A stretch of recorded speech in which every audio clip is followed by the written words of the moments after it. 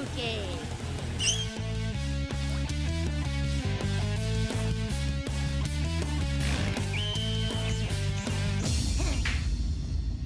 Let's go!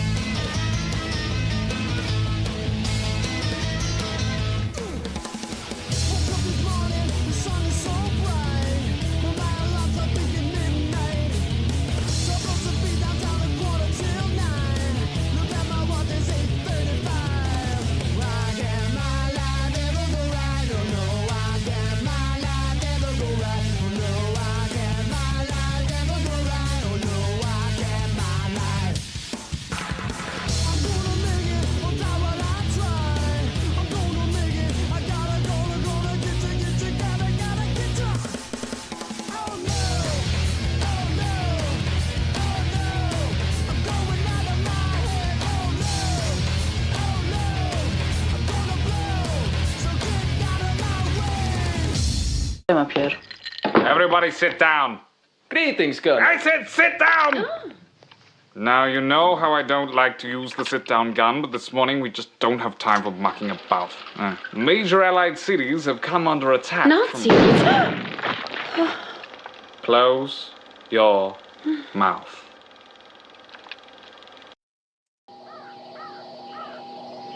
All right, let's get straight to the biscuits. At 0800 hours this morning, an American soldier was eaten by a Nazi dinosaur. That's a Tyrannosaurus Rex. No, Claire, that's a Tyrannosaurus Rex. Try thinking first before you open your mouth. Hello, and welcome back to the channel. It's your boy. How's everybody doing tonight? What's going on? How you guys living? You know what I mean? You know what I'm saying?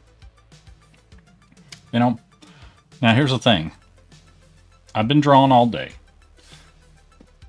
I could continue to draw because I've been working up some designs and some ideas I had. I could continue to do that. I'm also tempted to play Dreams. We'll see. We'll see where the night takes us. You know what I'm saying? That's all I'm saying.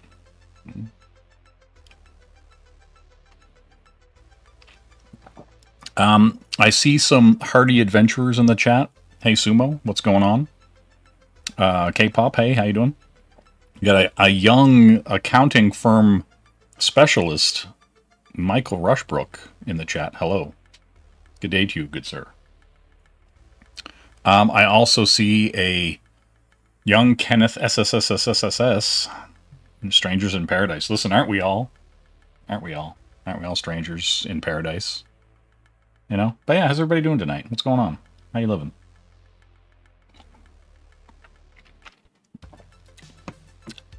Scamps? Where's Scamps? I don't see Scamps. How dare you? How dare you say what's going on, Scamps? Oh, I had to go to live chat to see Scamps. The messages are too scandalous. What's up, gays? I mean, guys. Man, it doesn't show that in the top chat. You know what I'm saying?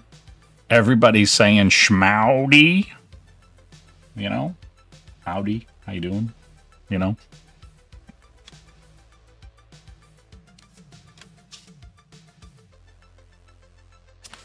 That's all I'm saying. You know? That's all I'm saying. But yeah, you know, we could go on an adventure and see what's up. Hey, Jim Cox, how you doing? How you doing? We're getting there, Jim. We're getting there. Getting there, Jim. We just came in. The introductions are upon us, Mr. Cox. You know what I'm saying? How you doing, Jim? Haven't seen you around and about these parts in a hot minute. Hopefully you're well, good sir.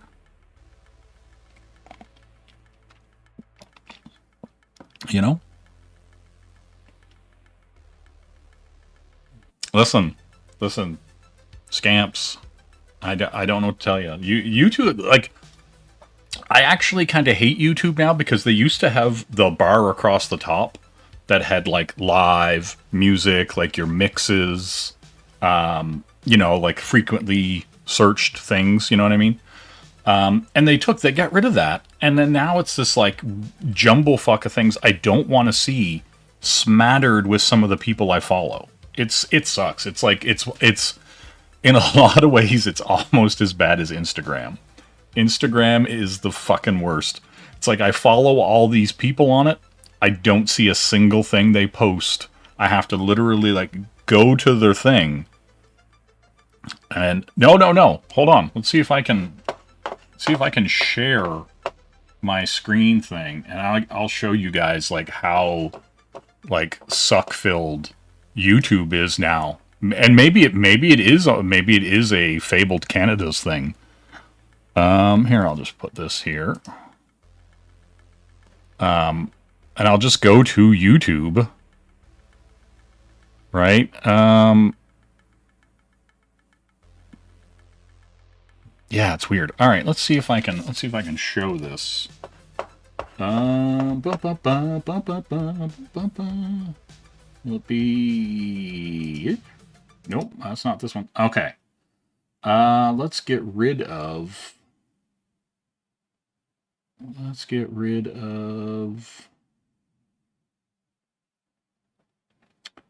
the video capture device. And then I will go display capture. Yes. Okay. So here, gentle viewers, right? Like here, I'll just like refresh it, right? Completely so that you get like a view of what it looks like. So here across the top, there used to be a bar that actually had like the things that you wanted to see, right? Oh, now if I push this, damn it, motherfucker. All right. So there used to be a bar right here, right? Like right across the top here that had like live music, all this kind of stuff. And now that's gone, right? And so you just get these random recommendations. Like, I don't even know who this is. Right? Like, they're showing me these live things or shows that, like, I have no clue about. Like, I don't know who, like, 90% of these people are. Right? You know, I might want to get to know who this is, but that's a different story. You know what I mean? Like, this guy right here, why are they showing me this dude? Like, why do I want to see that? I don't want to see that. See these red little pandas? No. Look at these motherfuckers. They're cute. Damn. But I didn't want to see that, right? Like, they're showing me all this shit. And so I'm like it's dramatically, like, completely and utterly destroyed YouTube. For me, anyway, as a gentle viewer, right? Right? What's going on here? So I couldn't see the chat there for a second. Yeah, yours still has it. Weird. Yeah, oh yeah, IG definitely works different on a PC than it does a mobile because you can't, like, add songs to things and do all that kind of stuff, right? What? What is even happening? I don't even know. I leave the chat for a second and chaos is happening. Okay? That's all I'm saying. Damn.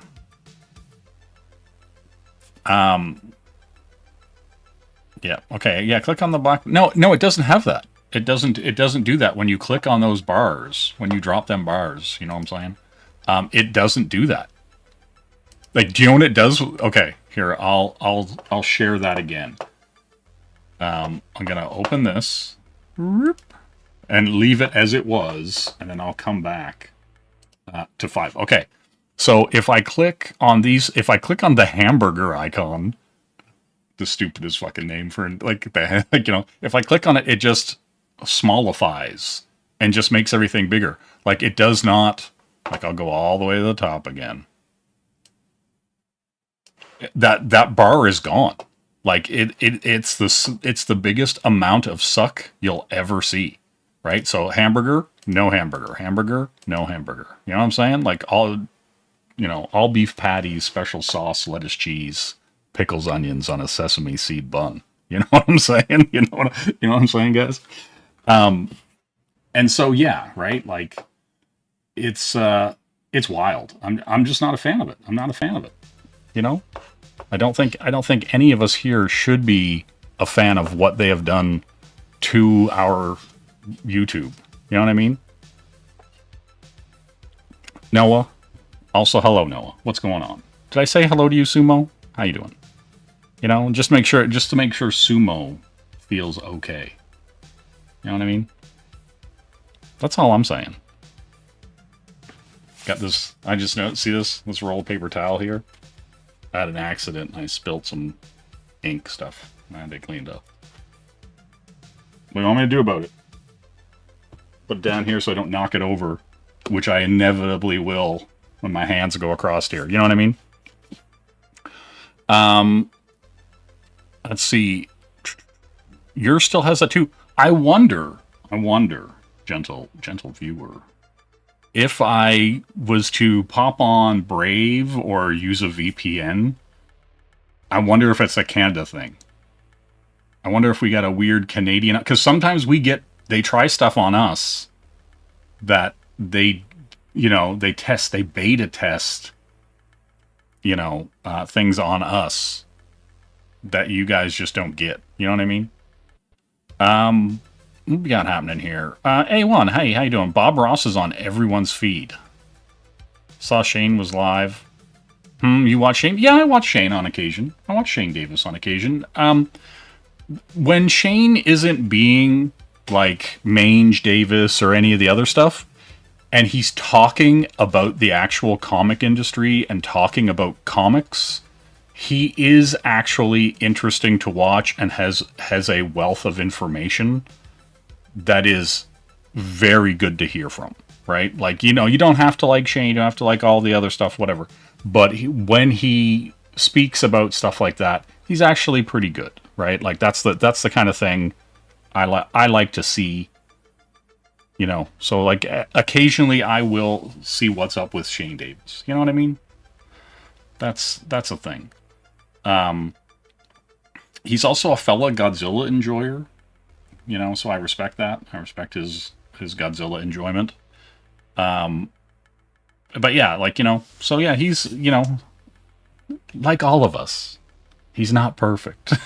You know what I'm saying? But, but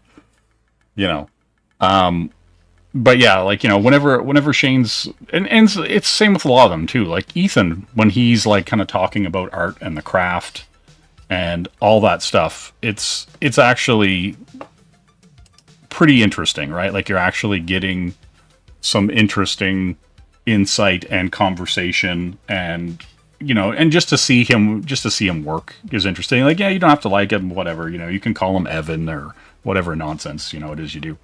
But in general, I do enjoy a bit of Ethan and Shane. Yeah.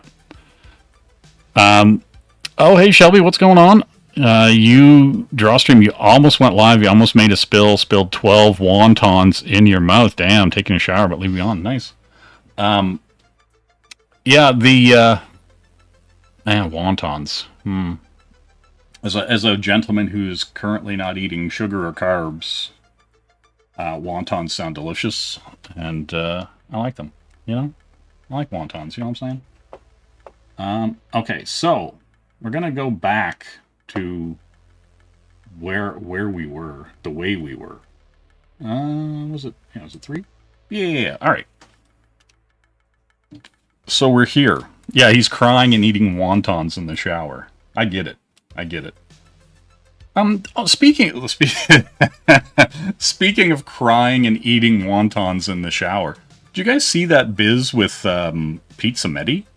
Like, I feel so bad for that dude. Like, it's like friend and confidant of 8 years working, with him on that book, and the guy just up and leaves or decides he just doesn't want to do it anymore. Like, that shit's whack. Like really whack. Yeah, well, like, here's the thing, right? Like, if the guy doesn't want to do it anymore, but it's still something that they're selling, he should let people take it over if he's done. Like, if he's one of those people who just woke up one day and said, hey, this comic life isn't for me, and then he just cuts himself right off. Like that kind of stuff, right? Yeah, I don't know. It's bizarre. It's interesting to me that like someone would just wake up one day after being like your friend for 8 years and then just go, "Nah, I'm good." And not like, and you wouldn't have seen a lead up to it. You wouldn't have seen oh, I'm not feeling like doing the books anymore. I'm not feeling like working anymore. Like I don't want to do this comic like it's something like you think you would have had like a conversation at some point where you brought up the doubt that you had. I don't know. Anyway, it is what it is. It is what it is. Damn, what's happening? Wow. Wontons, like Mexican tauntauns? Twans? Alright, okay. So, long story short. So earlier today, I was doing some sketching, have this idea for this character, right? And so, you know, we've got the flowing biz, you know, we're getting there going. We've got the glowy silhouette. You know what I'm saying? And then we've hit it with some shades. You know, we're trying to get some tone and some shape, right? And then we have our nice lighting. We have our texture, you know. And so, yeah, so I've been messing around with this piece that I'm working on. And then I want to have some, like, eerie tendrils coming off, right? We're getting some eerie tendrils. And so that's what I'm going to do. I'm going to throw down some eerie tendrils, bro. Get on my eerie tendril level. And see what we can pull out here, right? Like, I've got ideas. I've got things I'm trying to do. And, yeah. Glowies. Yes, like, listen, Danger Vanessa, straight up here. Ready to rock, you know? But yeah, we're just gonna pull some of this stuff. And you'll see here in a sec what the plan is. Right? Once I get into it and start pulling, you know?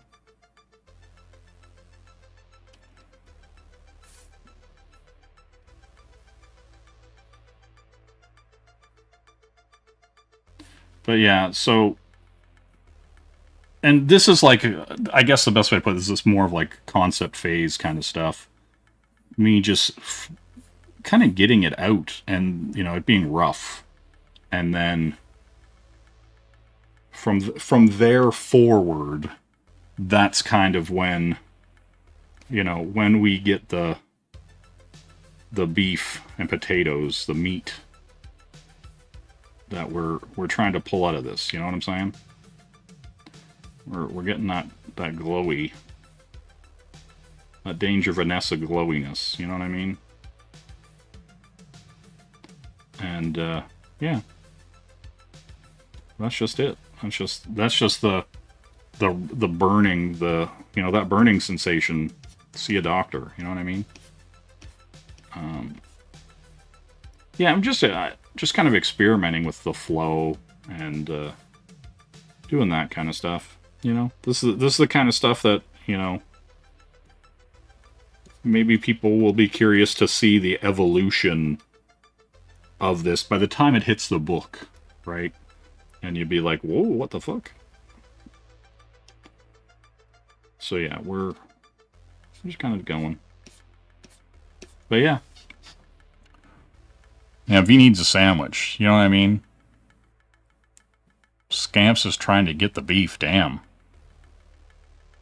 Yeah, exactly. You gotta think about the eerie tendrils. You know, it's ruddy. It's gotta be ruddy, mysterious. You know, that kind of fun. You know.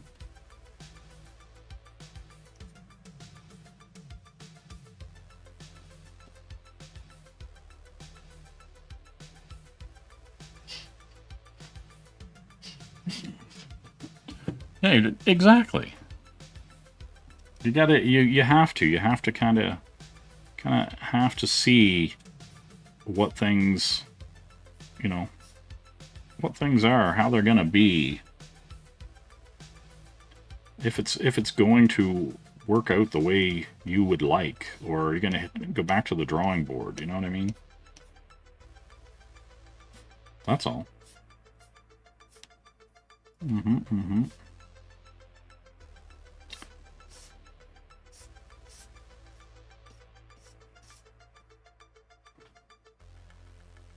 Right, like, and then you see this thing coming. It's just glowing.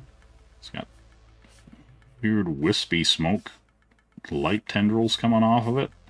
You're gonna ask yourself, what the fuck is that? You know? That's all. That's all I'm saying.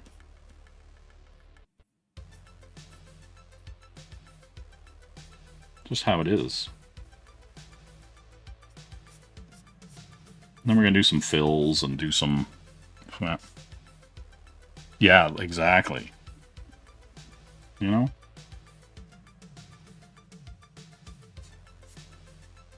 Hey, what's going on, Dale? How you doing?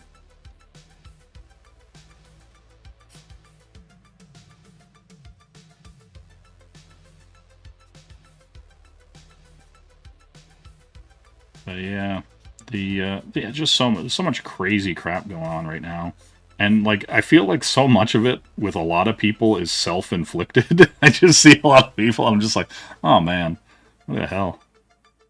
What the hell are you doing? But yeah, we're gonna wisp it out.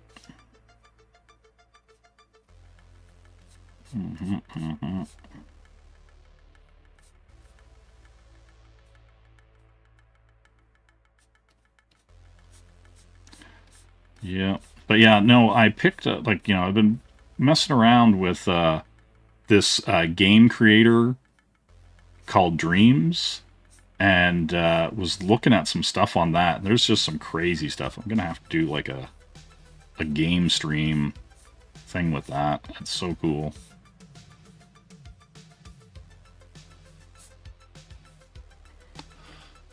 Oh, tendrils. Who is worried about no, not tentacles. These are like, kind of wispy, light tendrils.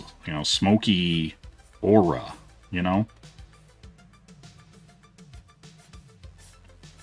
That kind of thing.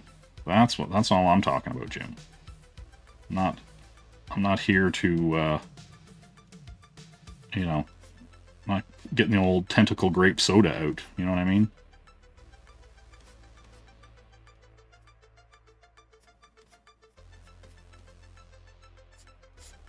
That's all.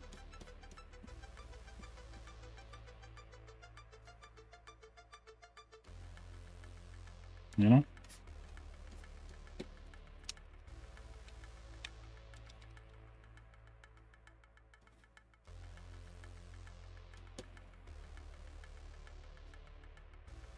Okay, and then and only then.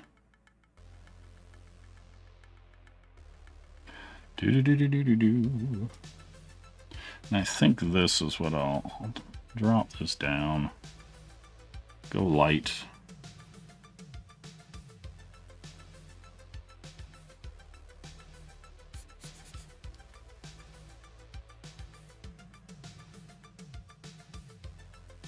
Okay, that should be good. We got this. We're on there. Alright, let's get some good. Alright, now crank this down. There we go. We'll do some fills and some highlights.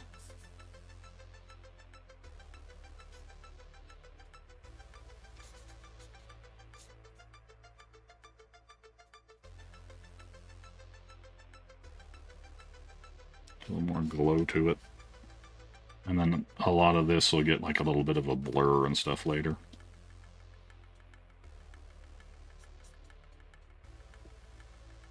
Alright, it'll get filled in.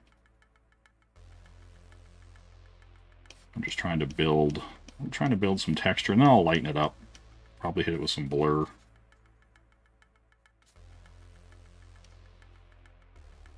Just to give you an idea.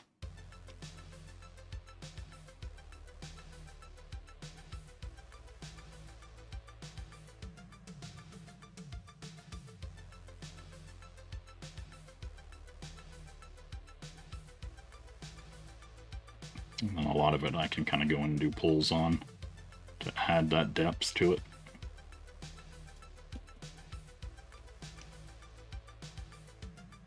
You know? Don't ya know?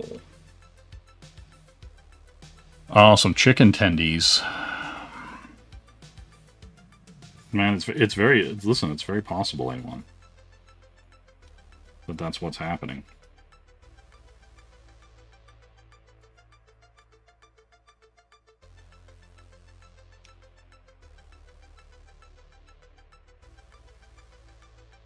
But yeah, just to kind of in this kind of experimental phase, seeing kind of what I want to get out of the silhouette as the character moves around and does stuff, and like just kind of see visually, you know, if I like where it's going or not.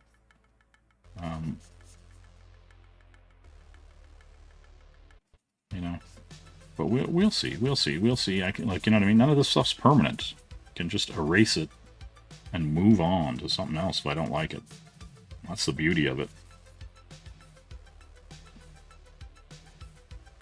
You know, I won't get locked into anything.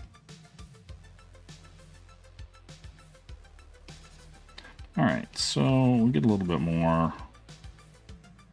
Just want to give it some weight.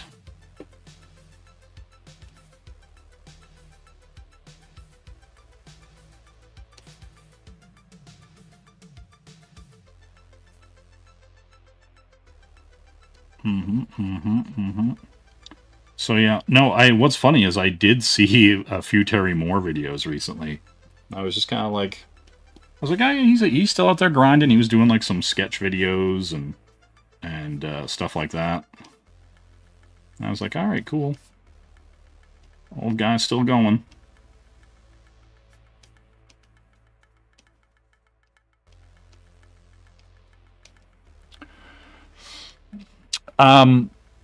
You've never okay, Jay, thoughts on Shin Godzilla?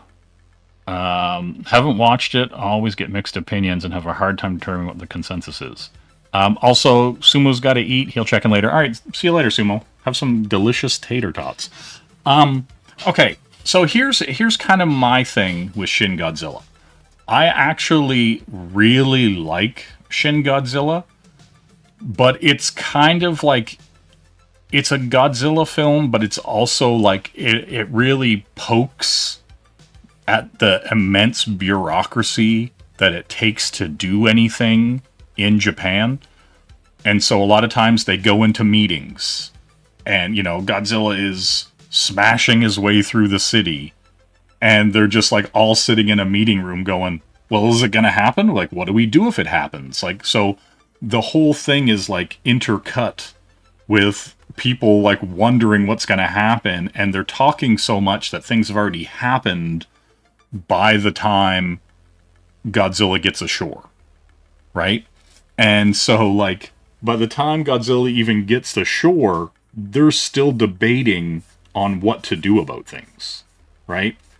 And so as they're debating all that, like, you know, people are running and hiding and fighting, and like Godzilla's like rampaging and like has evolved into several forms, right? Like, it's like he's in the ocean and they're like, oh, what the hell's this thing coming in the ocean? And then like, oh, it's this thing flopping around on land, and it's like not even formed, it's like a baby, and it's like all brown and weird and just gushing blood and like all over the place, right? Like, it looks crazy. And then, like, it just, like, eventually kind of gets to the state where it's, like, you know, looking all evil and crazy. And, you know, and then by the time they figure out what they should do with it, it's already, like, going on its, like, fourth evolution. And it heavily hints, right, that, like, there's going to be more. But, like, in classic fashion, they kind of subdue the creature for now, right? But like, yeah, it's one of those things, like, I like it. It's just that, like, it is paced accordingly, right? Like, if you're, you know, there are a ton of scenes where people are just arguing about what to do next, while Godzilla is out there just decimating, like, you know what I mean, like Tokyo. And so that in and of itself is interesting, just because of, you know, the insane amount of bureaucracy and red tape that everything takes in Japan, right? Like, just to get like the simplest stuff done. And so the movie really highlights that, and it's good. Like, there's a lot of interesting, like, interpersonal drama, but at the same time, it's like, are you going to Godzilla for interpersonal drama, or are you going to Godzilla for, you know, big monster smash? You know, that to me is the question. You know what I mean? So, yeah, you know, it's very realistic. Like, you know, and it's like, and I wouldn't even say it's slow because of it, because like you're actually interested in like why America is interested in this thing coming on land. Why the Japanese are like, well, we've got to do things our way. Like, you know, we don't care what another country wants to do. And then like this girl from America comes in and is all like hitting everybody up and trying to like get the hot information to, like, you know, basically report back to America on what's going on, right? And so yeah, like it's interesting, it's good, but like it's not like if you've seen -1, right? Like that movie, Godzilla is more of a force of nature in it, right? He exists, and it's kind of like, get the fuck out of the way. And all the characters are operating personally under like that thing where it's like, you know, they're not trying to reason with it. They're not trying to be friends with it. They're not trying to like make sense of it. They're just trying to survive it. And that's actually what's really cool about Shin Godzilla, right? Like not Shin Godzilla. I mean -1. Like, just because it's more about the human drama, and Godzilla in -1 is the equivalent to, like, you know, an earthquake, a tornado, or whatever. It is go, and if you're in the way, you're fucked, right? And so yeah, that stuff is interesting for sure, right? Like, and so yeah, I do find it interesting. I do find it like enjoyable. Like you know, I like that, like that aspect of it, you know. But yeah, it's yeah, I don't know. I could see why people wouldn't like it. Like if you're just like, oh, I've seen all the American Godzillas, then cool, right? Like I don't want to see bureaucracy Zilla, right? But yet it's one of the coolest gods. It's weird, right? Like, because design wise and like what goes on with the evolution of the character, like, you know, if you consider Godzilla a character, you know, what's going on with his evolution and like all the interesting things that are happening. It's a really cool version of Godzilla. And like, you know, he's like all charred, like, you know, like he was like irradiated, like, you know, with nuclear energy and all, you know. And so like, it's actually really cool, but, you know, are you just there to see cool monster smash things? It might be a little less enthralling, you know. That's all I'm saying. You know what I mean? Let's kind of thin this down a bit.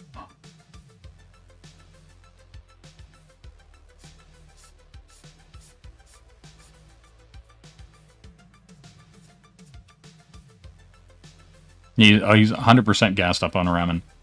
Yeah, no, like, and here's the thing, like, -1 is just like, you know, it's not just a good Godzilla movie, it's a good movie, right? Like, and sometimes those are two different things, right? Like, where you're just kind of like, oh, that's, that's whatever.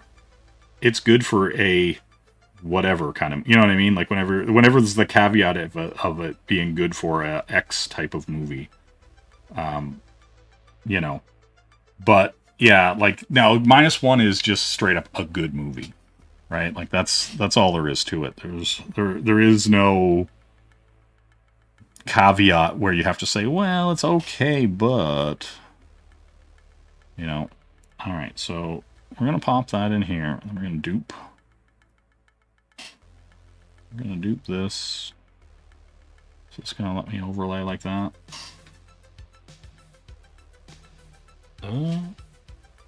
I think it might let me do this. Nope. It won't. I gotta do individual bits.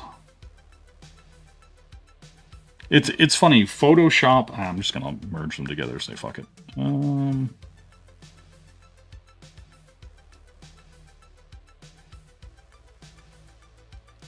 All right. So I'm gonna merge this merge selected layers. Okay, there we go. We got our glowy glow. Now we're gonna Gaussian blur this. See if I can get the feel I'm going for here.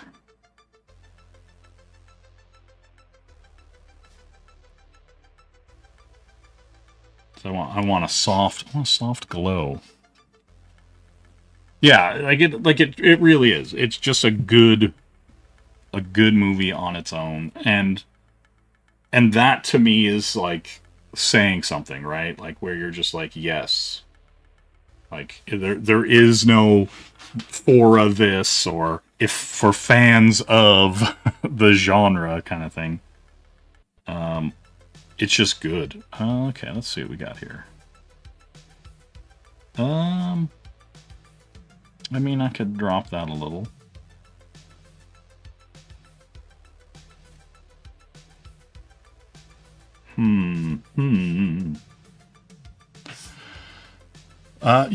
Awesome one. You watched the PBS doc on the War in the Pacific, and I was watching -1. I felt like I was watching a 1-for-1 story. Yeah, well, that's the thing, right? Like, a lot of the Godzilla stuff is, like, directly, allegory, time-specific. Like, do you know what I mean? They're just like, what if during this time Godzilla showed up, right? Like, Shin Godzilla is a very modern movie, right? Like, it it has all the modern trappings of the time it was made, and so... And even if you go back and look at, like, the 50s and 60s and 70s Godzillas, like in the 60s and 70s ones, they're all like, hey, daddy-o, like, and smoking cigarettes, and in, like, they have all the little swirly kaleidoscope paint, and, like, girls go-go dresses and the whole thing, right? Like, and so, like, the Godzilla movies are interesting because they are very much like snapshots of their time.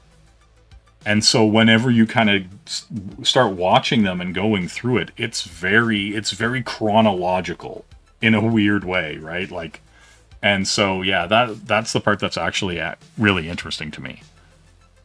Yeah, right? Like, and so, like, for it to be a period piece and for it to actually, retain that authenticity to it and the feel of it, and, like, the kind of, like, everybody's just kind of chilling around in these, like, little cloves kind of thing where, the bombs have dropped, everybody's running around, some of the cities are still good, some of the things, all that kind of stuff. It's really interesting to just kind of see it and be like, oh wow, this feels authentic. It feels lived in, right? Like, and that stuff's fun. It's so super fun.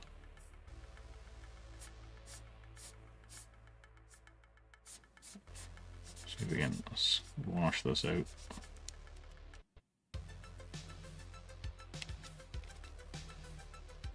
But yeah, it's super good. Like, but, and also, what's crazy Like, I think that, like, -1, I'm pretty sure, like, I think the budget was like $15 million. And that's what they're saying that the budget is for that new Harry Potter TV series. They're spending $15 million an episode for those Harry Potter HBO episodes, but they made that Godzilla movie for $15 million. Like, it's just nonsense, right? Like, when you look at what they're doing, and just like the waste of time and money and all that shit, where you're just kind of like, come on, guys, like, can we just get something good out of that money? Like, so crazy.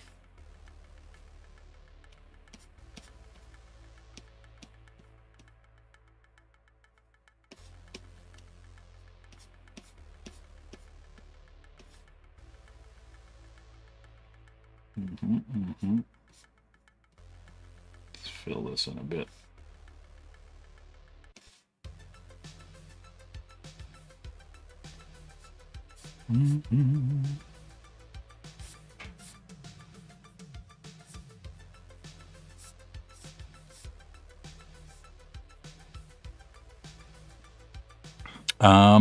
Yep, we all need to watch more kaiju. We definitely, listen, everybody needs more giant monsters stomping through things in their lives. Like, okay, here we go. Hold on. Here's the real. No, we're not going to this. We're going to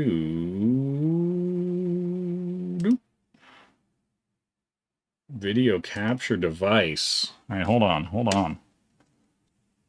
See, this is the real. We're gonna skip out here. I'm gonna close. See, there's all kinds of good stuff that could be happening, right? Ace of Seafood? Yes. Berserk? Dead or Alive? Well, Dragon Quest Builders? You know what I'm saying? Like, who doesn't want that? Little Godzilla? Do you know what I mean? You playing Godzilla? Speaking of, here's what I'm going to show you. I'm going to give you guys a little preview of this game stream that I think I'm going to do. Okay, we're going to pop in here. We're going to pop in here and just see the majesty. Wagwan Harry Potter? Damn. Wangan Heat? Harry Potter? Listen, don't you worry about it, Shelby. Don't you worry about it. Yeah, this game's pretty cool. This is Dreams, the game maker. And the stuff that people have made is so crazy cool and so good. Like, we're going to get back to drawing, people. Don't you worry about that. Don't you worry about that.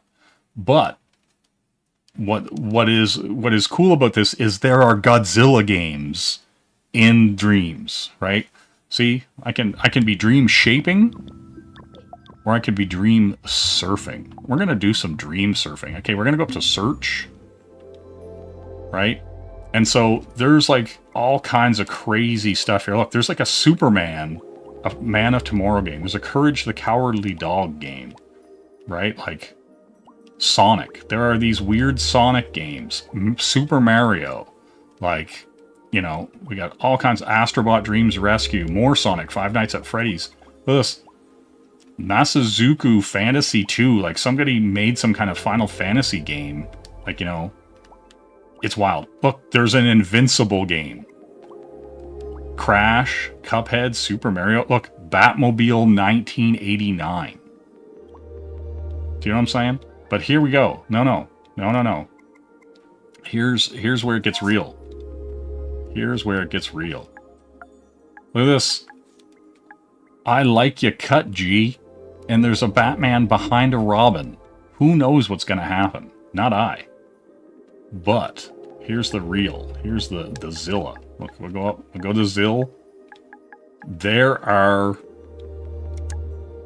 fan-made Godzilla games. Godzilla Attack de los Monstros. You know what I'm saying? Godzilla vs. Kong. Godzilla Lord of the Universe collection. I don't even know what that means. Ghost of Godzilla. Right? Like, look at all this. Look at all this madness. Right?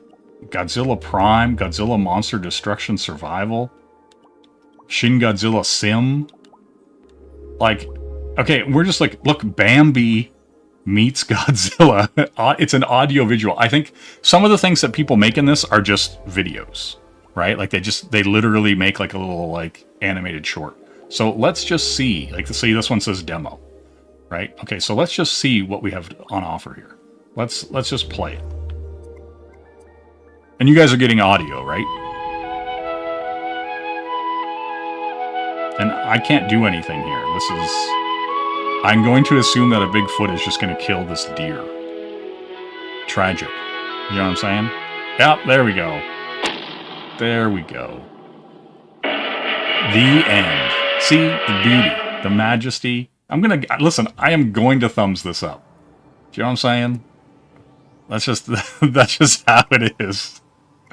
All right, we're gonna bounce out of this one. Yes, reset my progress. It's so weird. But right, like Godzilla's return, like Godzilla versus Kong in 2021, like Godzilla 2019, like Ghost of Godzilla. Let's go into the Shin Godzilla right quick. We'll see what's up. And I've messed around with some of this. I control it. Oh. I just possessed him. Oh my god, I'm controlling him when he just comes out of the water. Oh my god, this is amazing. Why does he look so great? He's just like, his little stubby arms haven't come out yet. Hold touch. So, L2 to run, press R3 to evolve. Oh shit. Oh my god, I just vomited blood everywhere. Oh my god, I'm evolving. Amazing. Yes. So he's just... Okay, I'm gonna possess him. And now he's like, why god? Why am I alive? Why am I like this? You know what I mean? Like, look at this majesty. And he's like, oh god. And then if I just want to evolve again, I get to vomit up everything that is me. I get to disintegrate. And now... Look at him. He's just like, oh, I got it. And then now he's like, ah. And I get to wander. And wander. What's funny is, like, there's so many versions of this. And so much, like, ridiculous. Like, is there a, like, do we get the ultimate form? Or is, like, stuff happening? That's spoilers, you know what I mean? Oh my god, I can laser whip his tail. Okay. Alright. That's wild. You know what I'm saying? I think so. I think, listen, I'm gonna bet $1 million that there are, whatchamacallit, Metal Gear. There's gotta be Metal Gear things on here. Alright, we're gonna leave here. Right? I mean, I'm supposedly currently playing this. No. God, why? Alright, rewind. Nope. I want to exit creation. Right, like, okay, see? That is just a sample of the torment that you could witness when I play this. Alright, we're going to look at one more, and I'm going to get back to it. His tail... The Godzilla that's in Shin Godzilla has this crazy long, like, laser beam tail. And, like, he shoots stuff. Look at this one. Industrial Island. Okay. So you get the more modern Godzilla. So I just wander. Oh, we've got a cutscene. Yes. Oh, this boat. It's majestic. Right? Okay, here's what's crazy, right? Like, we see these, like... This is kind of junky.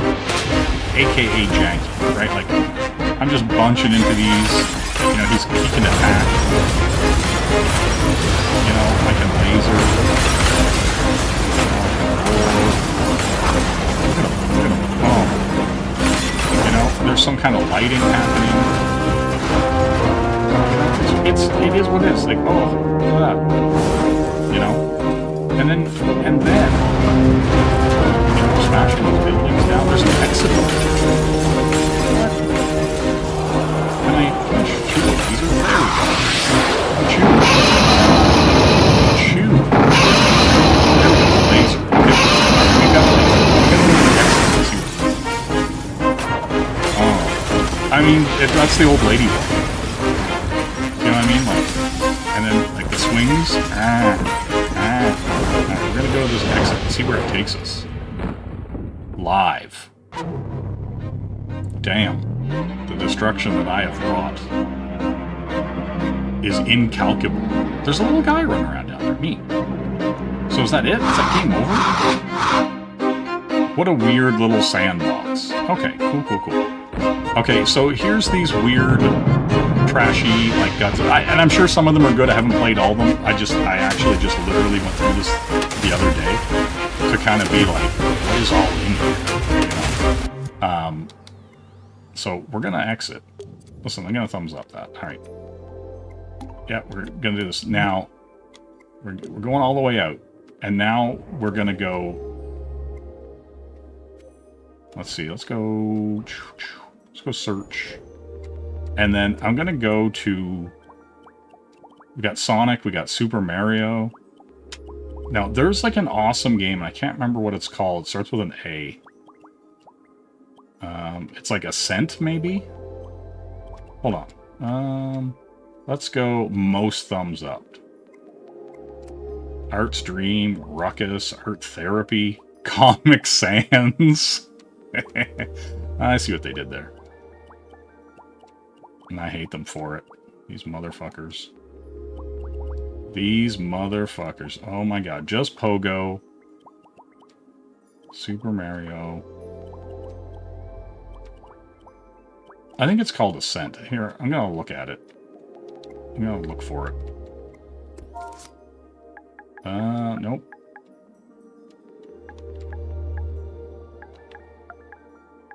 There it is. Ascent Remastered. Okay, this Ascent Remastered is actually, like, I can't believe it was made in here.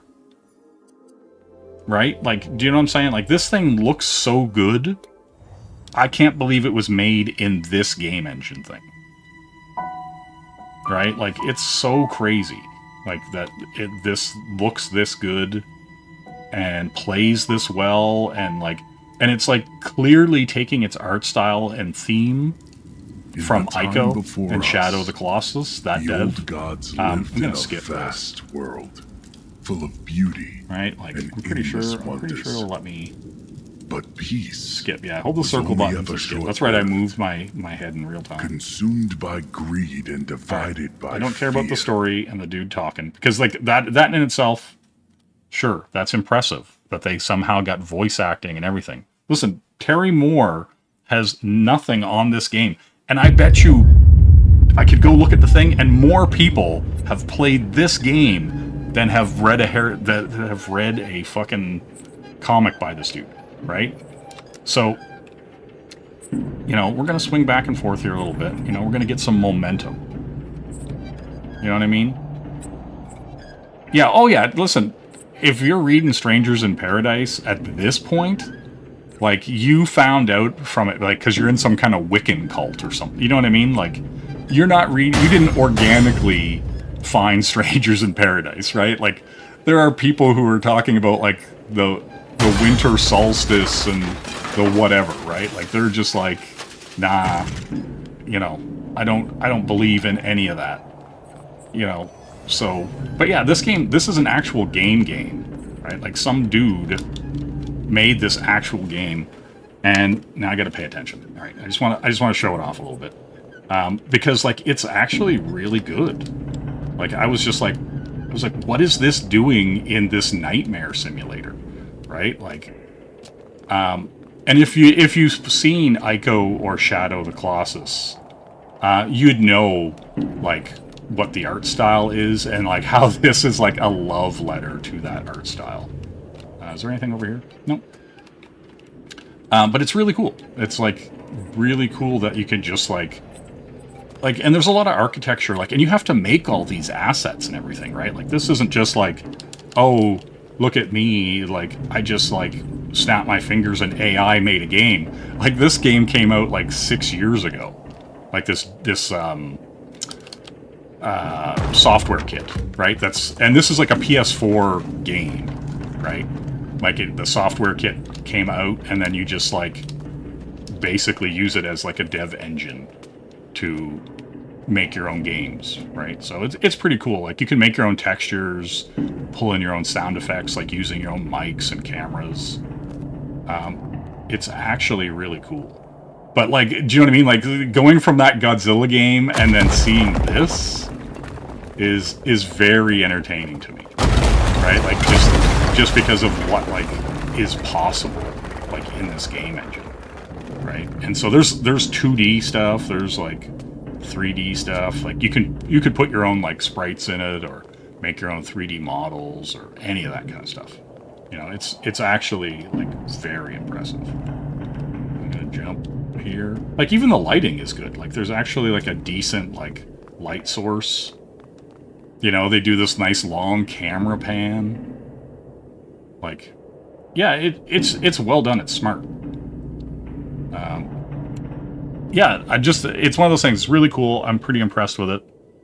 Yeah, oh yeah, like, there's a whole bunch of, like, you know, and then he comes out and he's all blinded by the light. And here's where you get me. Motherfucker, when you do a late title card and you just fucking nail it. Like, this is, like, look at this shit.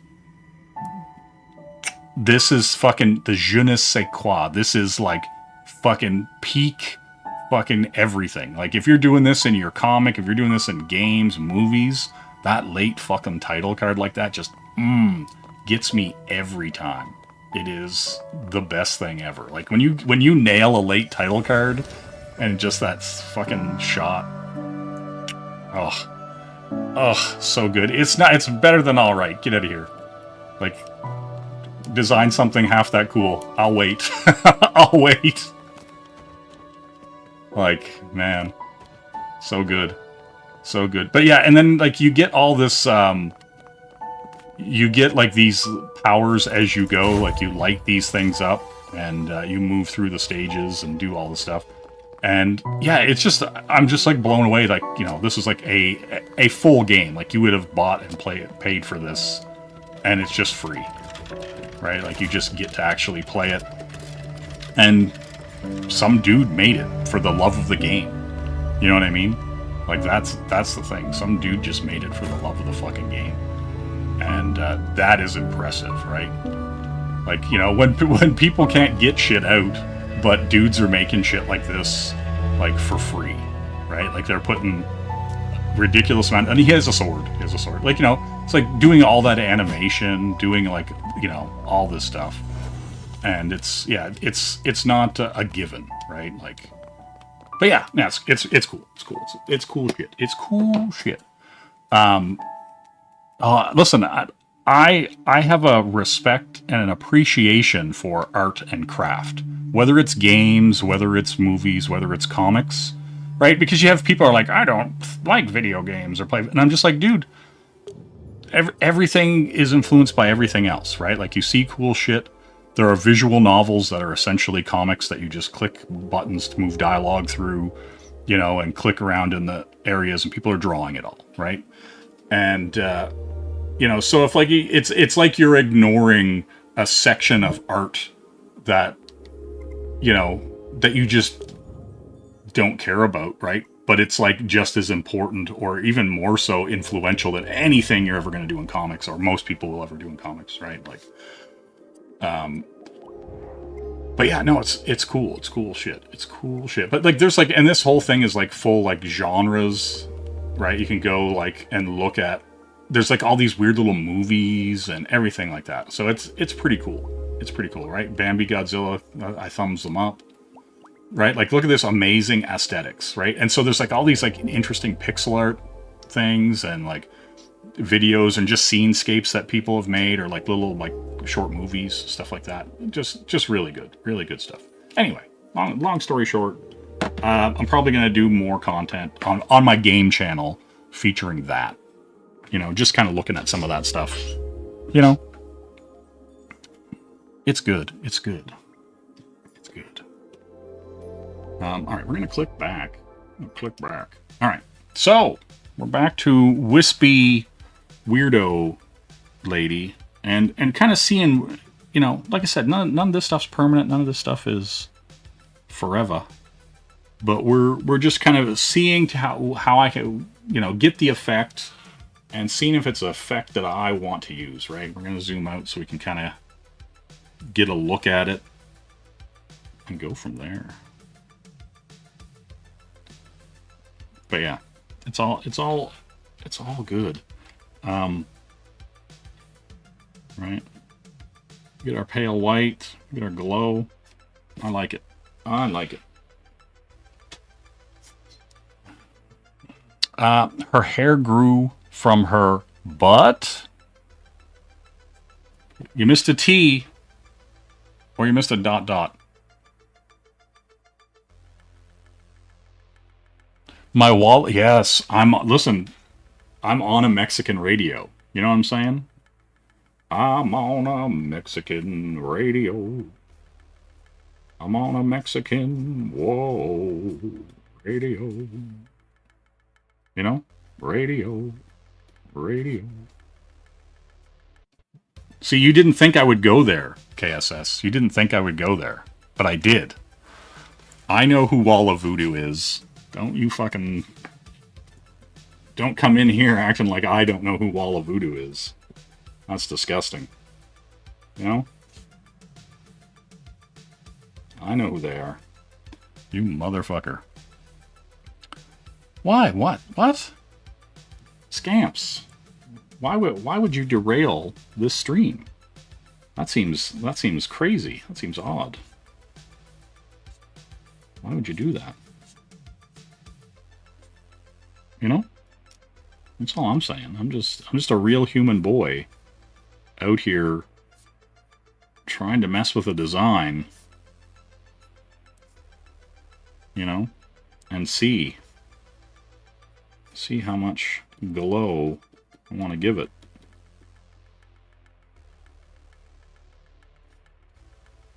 That's all.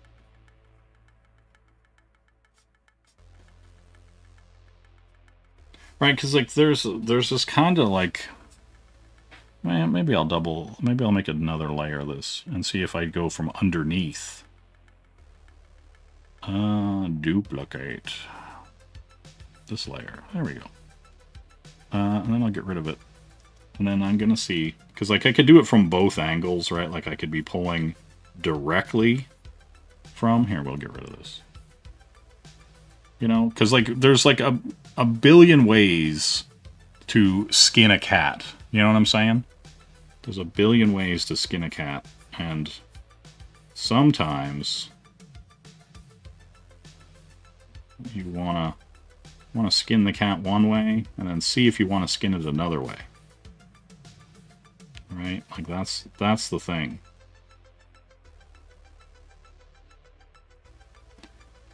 Right?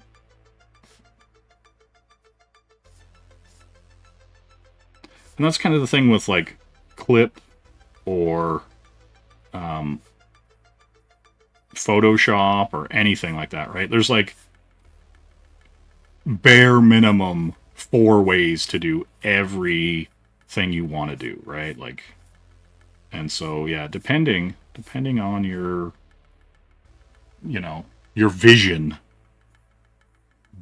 just might differentiate the way you go about it, right?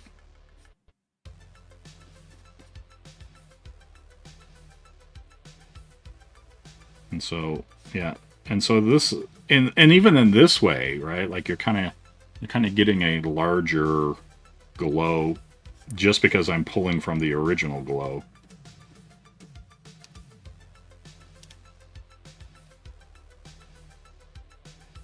Suffice to say, when she ends up where she's going to end up, she'll be glowy.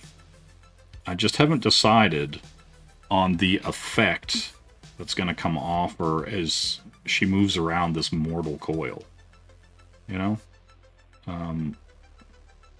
All that stuff's important. All that stuff is hugely important to the style, right? Like, right now you're getting to see the dirty, interesting part.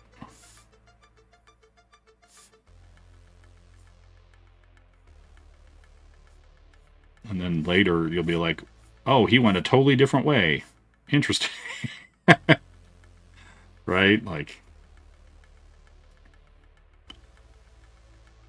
and so yeah, that's the beauty of the process. Is that you're never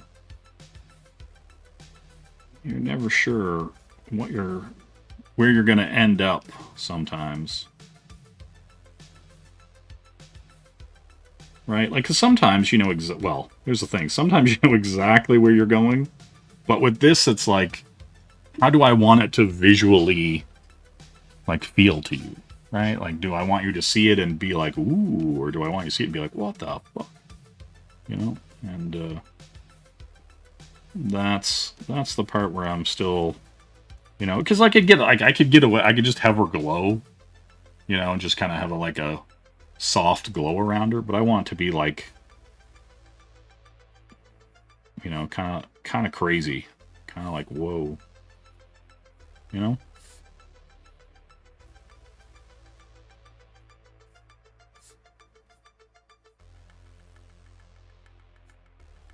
So sometimes you gotta go a little crazy, you know what I'm saying?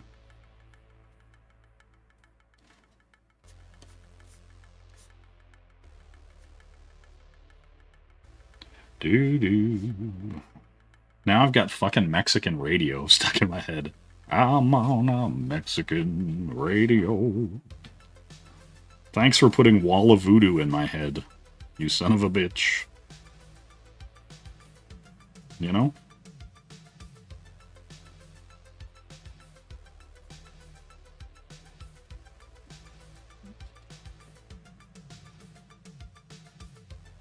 Listen, sometimes that fine line of spittle is a fine line in and of itself, you know what I mean? And, yeah, never mind. I was gonna say something, but it wouldn't even make sense. You know what I mean? Like, it'd be like, what?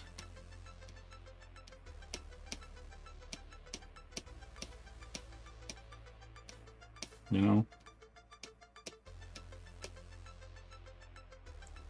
That's all I'm saying.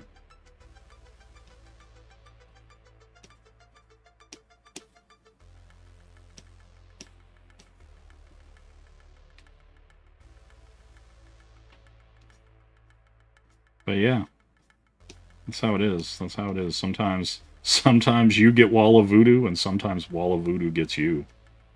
You know what I mean?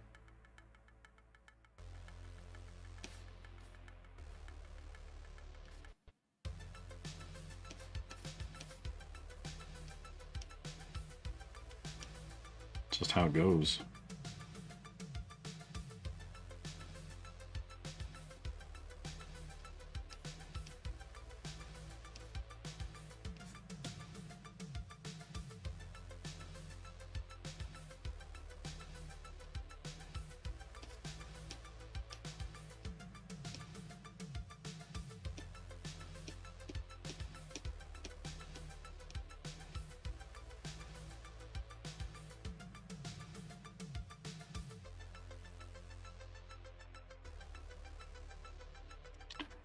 Pull that longer tendril out and see what we're up against.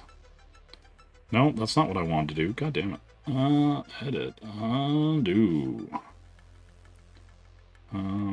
Let's do that again. And now we fill. There we go. Jeez. Back to brushes. Back to brushes. But yeah. Yeah, I don't even know where I was going with that sentence. It was just out there, and I said, you know? That's all.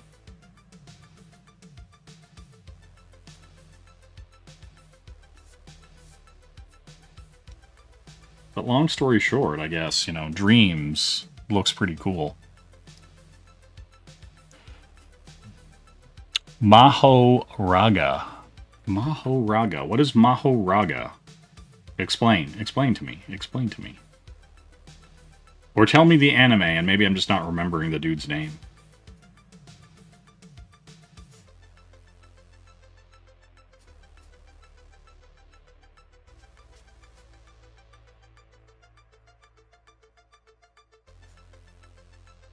And I'll go, oh.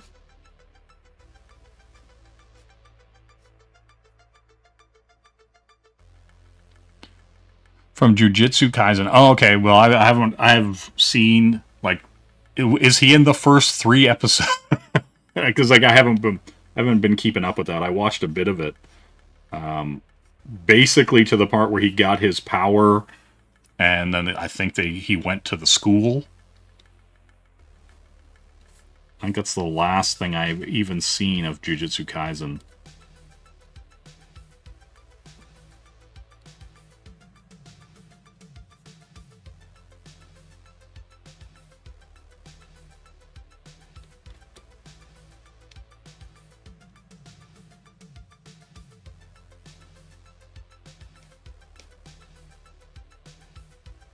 But yeah, this is a lady. This is a lady. Here we'll. But and it's like a math, and it's like, anyway, it's a long story. It's a long story. We'll get there someday. We'll get there someday.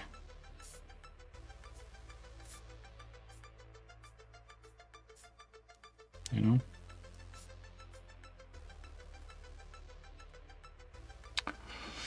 He's mentioned, but he doesn't make a full appearance until season 2. Okay, all right, cool. Yeah, it's one of those series that I've meant to go back and like actually watch, but like I'm trying to think. Like the last thing I finished watching, like start to finish, was Frieren. And then, like, I haven't really, aside from, like, old stuff, like, like Garuga on in the background, things like that. Like, I mostly put on old stuff that I've already seen 100 times, just because I can just listen to it and know what's going on while I'm working on stuff.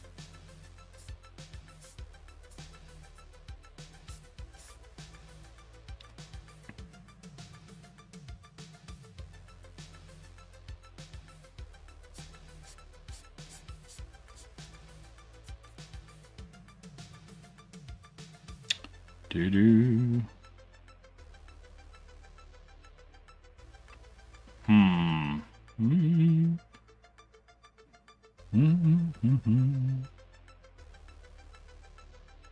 Yeah, I like that glow. I like that glow. But yeah, I have this like texture that I like to use on things while I'm working on it, and it makes it pop. And so I can kind of make decisions based on things like being lit well or not. Like, it's a very interesting habit, right? Because like that's the initial like sketch, right? Like I'm just like, this is what I know I want, right? Like I want this face, I want the flow. Everything else after this is ethereal, right? Like it's not shape, it's not bound. Like you're gonna see like this glowing apparition walk toward you, right? You're gonna be like, what the fuck? And that's the fun part, right? That's the fun part. You know, let me get in here with the shades. And then I throw this on to go, do I like that balance? Do I like, because it also brings the light up and out, right? Like, and so the light is coming, like,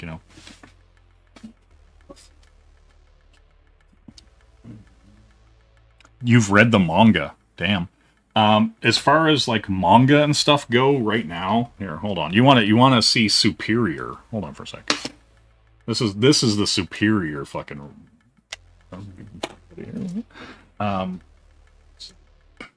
Let's see. Okay. Okay. Boys, let's fucking go.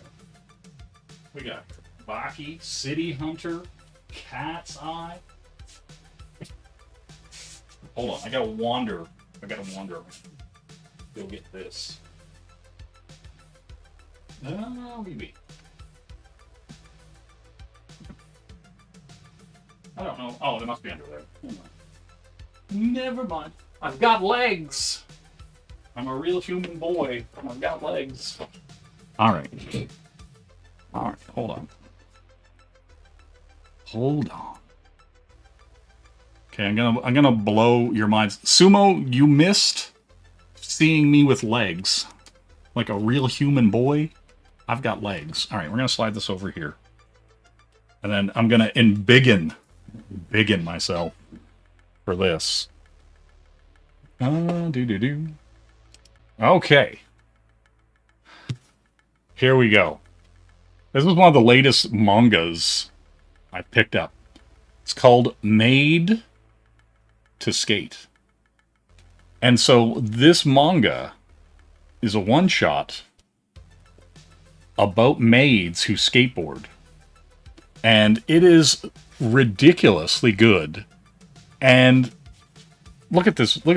They're like in the skate shop looking at decks and like putting their boards together. Look at them there, like they're in their maid outfits, but they got like their kicks on. So good. And then like it actually has them like doing like 360 flips. And like you know what I mean? Like going through the whole thing. Listen, it's how dare you? But it like they're at skate parks. It's like they're like dueling and like doing tricks and stuff, like, you know, doing runs at the park.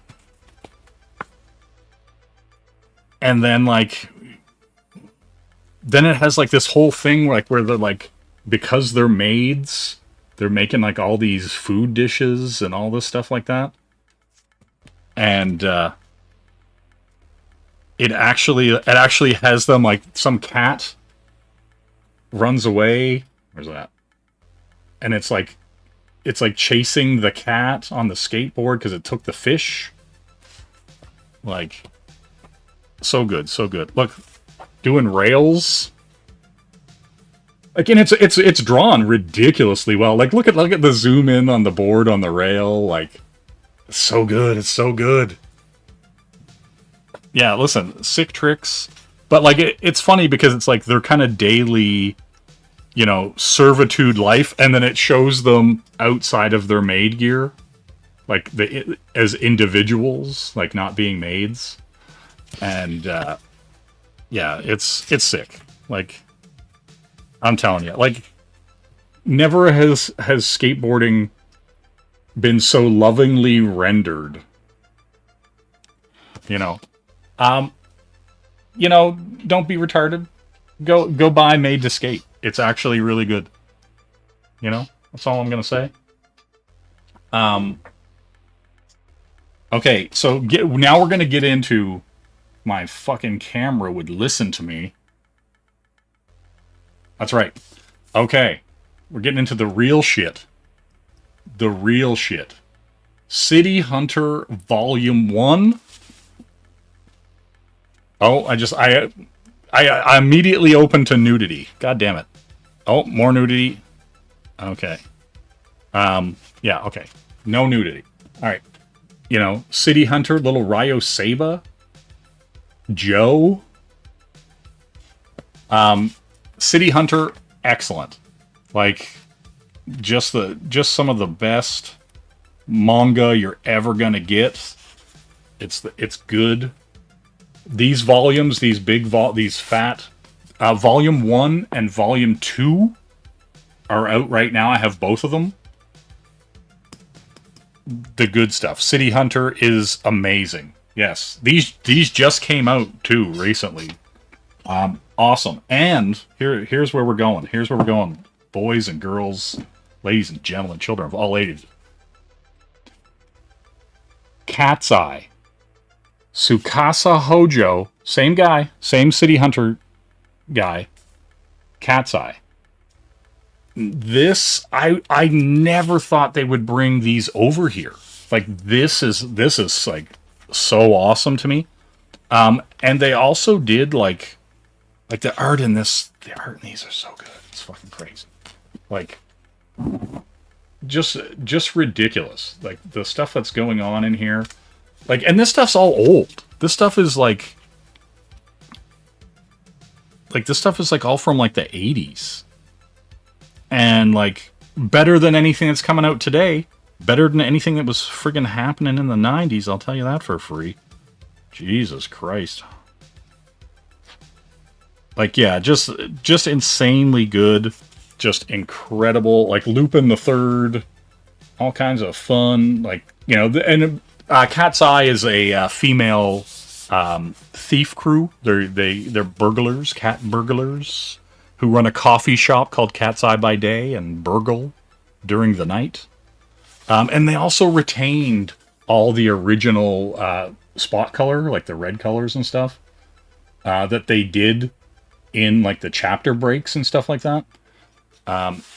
Super excellent. Exactly. I wasn't reading the wrong books in the 90s. Cat's Eye. Okay, and then Baki, the Grappler.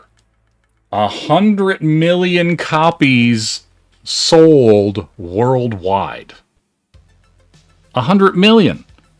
Oh, Absolute Batman sold 300,000 copies. It's a miracle. Get the fuck out of here. Get out of my face. Fucking garbage. Fucking garbage. Like, oh look, we remade Batman with a bunch of different dumb shit in it. Cool. What about everything else that's 100 times better than Absolute Batman? What if Absolute Batman wasn't just ripping off a whole bunch of... I haven't even opened this yet. I got the first 3 volumes and haven't had a chance to sit down with them. But I'm familiar. I watched all the anime and read the other series and have the games and stuff. But, like, the Baki stuff... This is what I'm talking about. You know, fight mangas. Let's see if we can find some people going hard in the paint. People getting blasted and punched. Oropo, look at him. He's there. He's watching. So good. So good. Look at this shit, man. You know what I'm saying? Boom, boom, boom. And then the other stuff I recently picked up, I'll grab them right quick, because I know where they are now. And they weren't where I thought they were going to be, but now I know where they are. Oh, yeah. Also, okay, what's that? I got this fat stack of stuff. I picked up a bunch of weird stuff lately. Hold on. I'm going to set you guys on top of Made to Skate. Oh, here we go. Silent Mobius. And then those two. I'm going to set you guys over here. And then I'm gonna flaunt some wares. No, I'll leave those. All right. I won't flaunt those wares, but I'll flaunt these wares. You know what I'm saying? Exactly. Absolutely forgettable. Listen, Akira already done. Chainsaw Man. Everybody did everything already. All right. Here. Welcome back, Noah. Go try to find this. Go try to find this right now. I stumbled upon this in a used bookstore for friggin' like what, $3? If you go try to buy this right now, you're looking to pay like almost like $150 to $200 for this Char's Counterattack. It is by Denpa Publishing, and it had such a small print run that the number 1 is so crazy rare. Like, you can get number 2 and 3 for probably $50 each. But this one is stupid expensive, and when I seen it, I was like, my God. And I snatched it up, and the art in this is fucking incredible. Like, I'm telling you, like, the art and stuff in this is so good. Like, I was just blown away. Like, I was just like, all right, dudes. Like, it is the cleanest, slickest shit that you're ever gonna see. I don't know which is gonna be the fullest, clearest. But, like, I was flipping through it, and I was like, man, like, they really went to town. They went all out. Yeah, it's just good. It's just good. Somebody's getting bit. Yeah, see? See, I am 100% on point. I rolled into a store and seen this diamond. I seen this spine just, like, in this bookshelf in this, like, manga section. And I just, like, was like... yeah, got this. I got this, like, for a song. And I didn't even have to sing. You know what I'm saying? Okay, also... if you don't go buy this, you're retarded. Okay? This is DC's New Frontier in a manga-size format. Right? It's $10. It's $10 fucking dollars. It's so... yes, you are retarded, Noah. If you don't go buy this, if you don't spend $10 on this, and here's the thing, Noah. Here, I'm gonna grab... where's the boxing one? Like, look at this, Noah. Look at it. Like, why? Get clear. There we go. Like, look at this. This is Darwin Cook, Noah. Like, the art sucks. I swear to God. I swear to God. I'm gonna quantum leap into your body, Noah. The art sucks. The art sucks. One day, it's no... oh, I swear to fucking Christ, no, I will... my God, it's no Dragoda. Nick Dragoda couldn't fucking... Darwin Cook is dead, and Nick Dragoda couldn't hold his fucking jock. Jesus Christ. Fucking hell. Are you fucking kidding me? Nick Dragoda can't even fucking lift a fucking... pint compared to fucking Darwin Cook. Like, Nick Dragoda will be dead for 100 years. Darwin still will have been dead for 150 years, and he still won't be as good as Darwin Cook. Like, are you fucking kidding me right now? Are you kidding me right now? Look at this. Hal Jordan crashes his plane. He's gotta fight some Asian guy in the field of battle. They don't even know the war's over yet, Noah. They don't even know the war's over. Oh, it's so good. Oh my God, it's so good. I just can't even, like, Nick Dragoda, Jesus Christmas. Like, give me a fucking break. Look at this shit. Majestic. Look at this. Like, goddamn. Goddamn. Goddamn. So good. So good. Like, everybody, like, go get anything by Darwin Cook. Darwin Cook's The Spirit. Like, so awesome. DC's A New Frontier. Like, should be your Bible for setting, pace, panel movement. Like, if you could, like, you would learn so much from this, Noah, it would be crazy. So crazy. And listen, for a dead guy, man, I'm telling you, so fucking good. All right, here we go. Here we go, you son of a bitch. These came out in the late 80s. These Dragon Quest, Mark of Edric mangas. This is like 30 some years removed. These finally just came out here. I got the first 2 volumes. And the art also in this, exceptional. Like, super good, just amazing action, storytelling. There's yeah, backgrounds. Like, look at it, so good, so good. Get on this guy's level. No, you can't. It's not happening. It's not happening. Learn how to tell a story. My God. Good stuff. Fun stuff. So yeah, I got both volumes. Both volumes, Dragon Quest 1 and 2. I think Volume 3 comes out in April. If I'm correct on that, I believe it's April and not May. There was a fairly big gap. When I picked up that Char's counterattack, I also picked up the Udon release of Silent Mobius, Complete Edition. Silent Mobius from your friend and mine.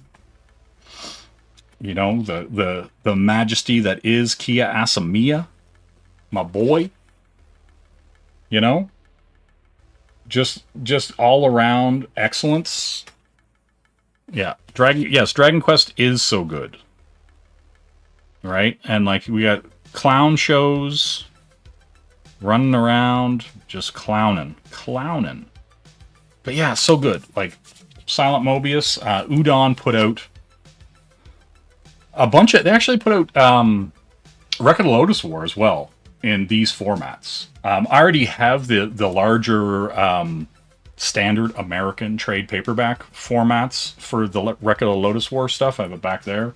And so I like that larger format, so I didn't really feel like I had to go buy it again.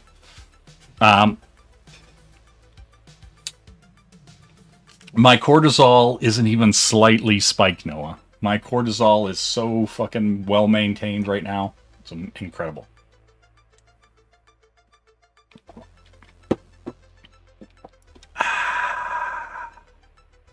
Okay. Now, I also picked up a little War Lines by a young Pat Lee with Adrian Sang and Alvin Lee, right? This is what I'm talking about. This might as well be Record of Lodoss War. You know what I'm saying? We got Warlands. And I'm going to be honest, the art is sometimes great and sometimes meh. Right? Like there are some parts of this that are good and some of it's like, you know, it's like that. It's like you know, even though Pat Lee's Asian, he's like the whitest Asian you know. Right? Like, do you know what I'm saying? Like, so he's drawing that like faux anime. It's like not really in his soul because he was like raised on white people food. Right? Like, do you know what I mean? Like, it's just not in him.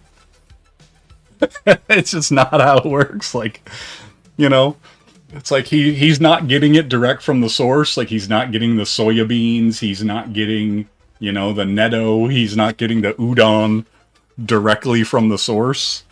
But it's cool. Like, do you know what I mean? Like, for the time, you know, like you could tell they were really hard. They were leaning into trying to get that anime effect.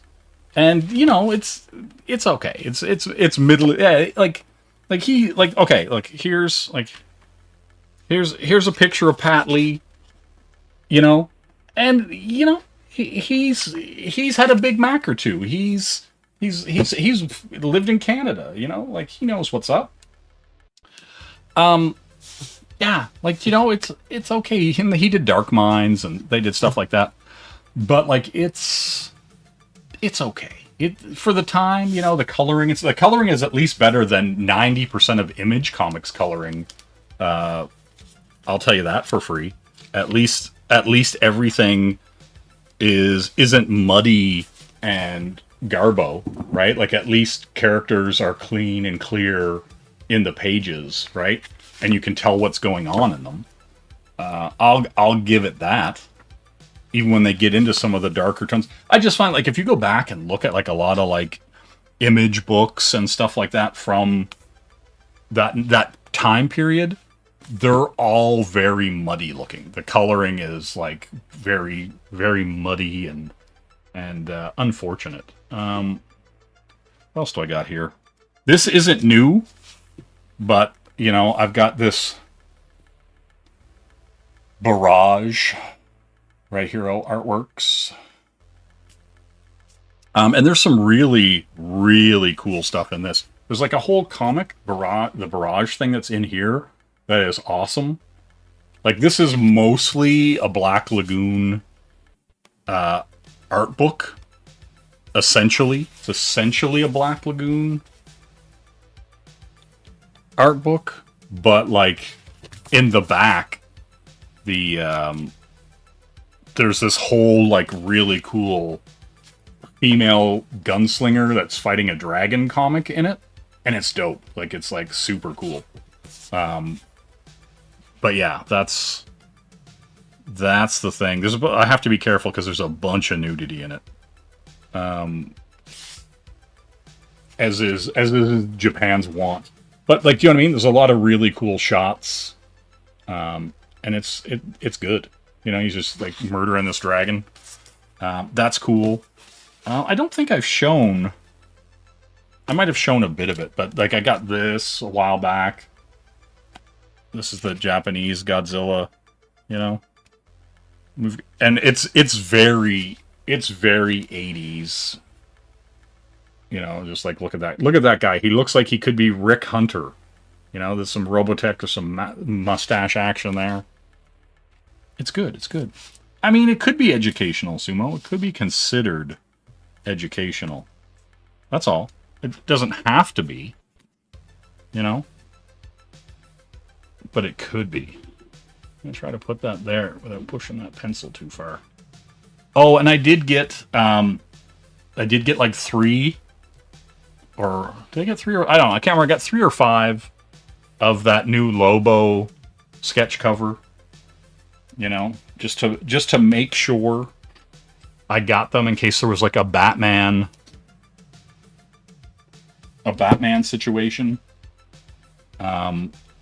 Where they were like, where they were like a couple $100 for the sketch covers after the fact. And I was like, I'd rather just pay $5 now and not have to hunt them down later on the high end, you know? Fun things like that, you know? Just how it is. It's just how it is.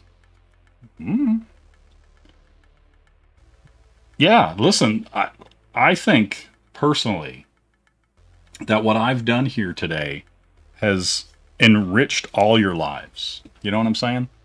I'm pretty sure that knowing that you should go get the Baki manga, knowing that you should get the Dragon Quest manga, that you should get Cat's Eye and City Hunter, all very important. And let's not forget, Made to Skate. You know what I'm saying? That's all I'm saying. And what's funny is, like, here's what's funny. I walked into a bookstore, and it was like a weird bookstore. It was like half kind of used stuff and half new. And Made to Skate had this little manga section. Made to Skate was in the same section as their little, like, comic section, like trade paperbacks, and that's where I got Made to Skate and that manga, New Frontier. You know what I mean? At the same time, I was like, let's get these worlds together. Let's get it hype. You know, and that was good. That was really good. You know, I liked it. I was a big fan of it. That's just me being a huge fan of things. That's all I'm saying. What are you a huge fan of? You know what I mean? That's all. That's all I'm saying. You know? What do you want to be a fan of? That's the real question. You know? Just how it be do. Listen, Sumo.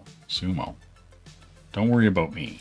Don't worry about my massive manga collection. Do you know what I mean? Don't worry about, like, me reaching over just randomly, right, and pulling out this copy of Lady Snowblood that is also extremely rare. You know, why would I do that? Why would I just be able to reach over here and just at my will, you know, pull out weird things. I just seen something in the corner of my eye that I should pull out, but I'm not gonna. No. No. You know, I'm something of a huge fan of myself. God, Jason blessed Jay. What? Who blessed me? Why am I blessed? What's happening? There's sneak peeks on the trailers back there. Let's play them all.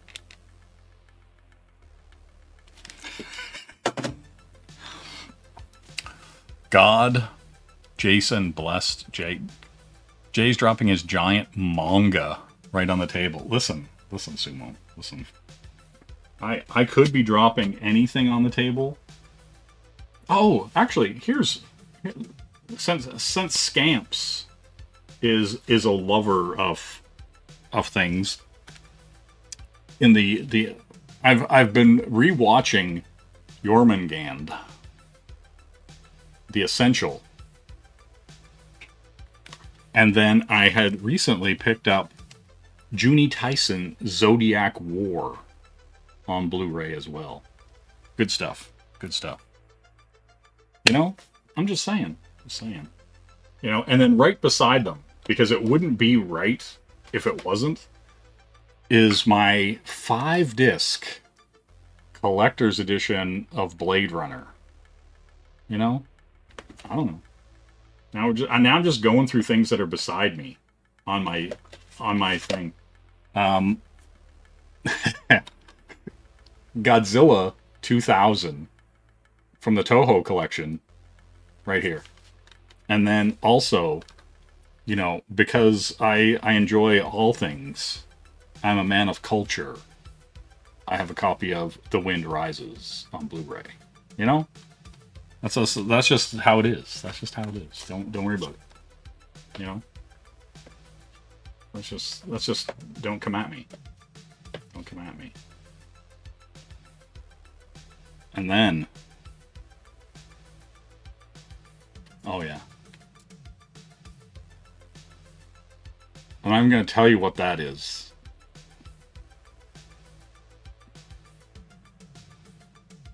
'13 concert, you know? Anyway. It's just how it is.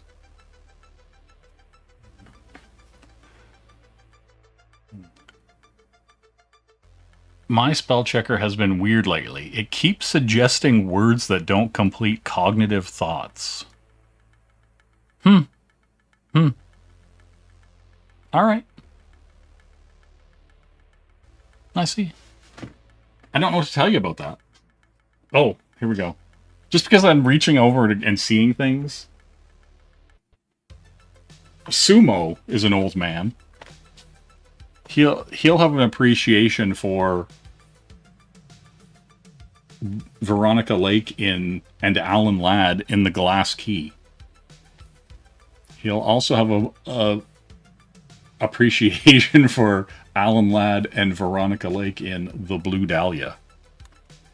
And then he'll also have an appreciation for Veronica Lake and Robert Preston in This Gun for Hire. You know? Mostly because he's old. That's all. But yeah. It's just how it is. Yeah, right? Like, Sumo's pants got real tight, and then he just, like, splooshed. And then he's just like, oh, I've got to leave. I've got to make a business call.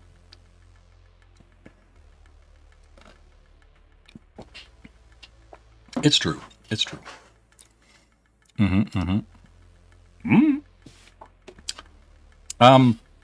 Yeah, you know. What can I do to kill another 15 to 20 minutes? I don't know where I put my pencil. Oh, there it is. I don't know. I'm gonna assume maybe I'm talking out of school here, Sumo. But I'm gonna assume you're somewhere in your late 40s to early 50s. Would I be wrong in that? Would I be wrong in that? I'd be wrong in that detonator ore gun. Also really good, you know? Right?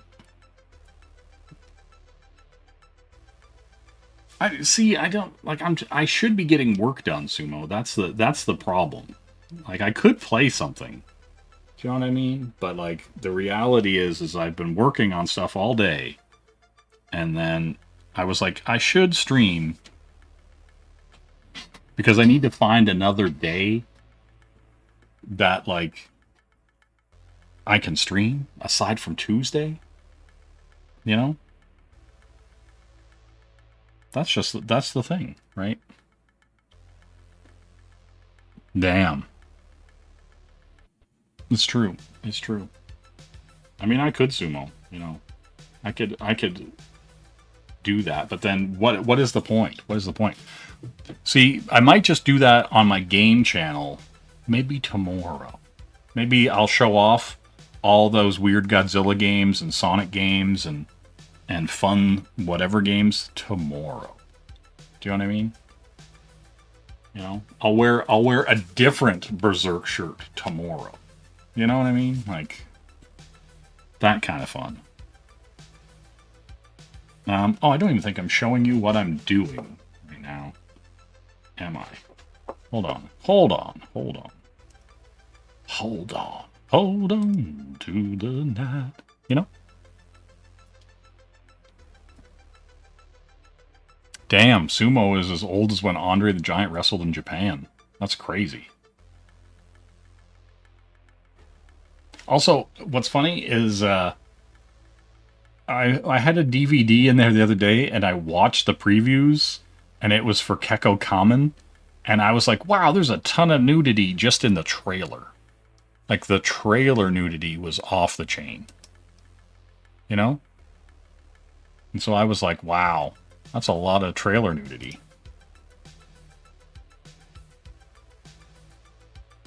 You know? See, and I have other stuff I could be working on, right? Like I've got the but I have to color and do stuff for. I'll pull this up.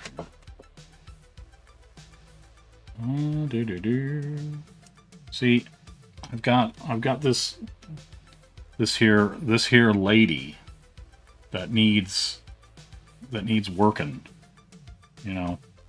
All kinds of stuff to do. You know what I mean? That's all I'm saying. There's always something to do. You know? Let's see.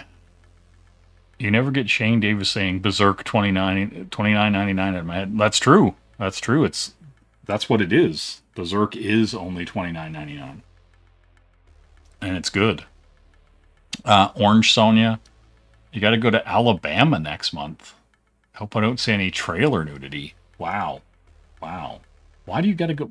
I don't know. I don't want to know why you got to go to Alabama. That seems like no. That seems like something that you don't want to do, sumo. Is that something you're looking to do? Are you trying to get out there? Are you trying to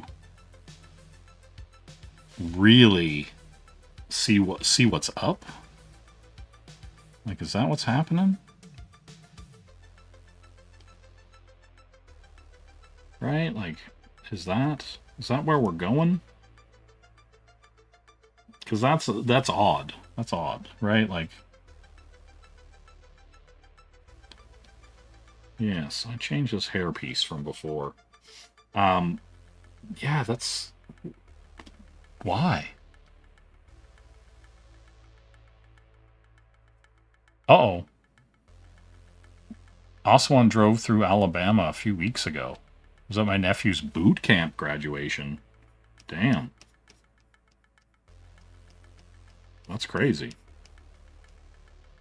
He graduated boot camp.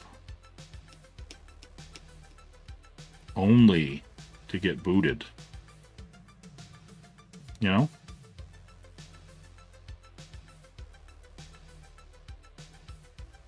Weird.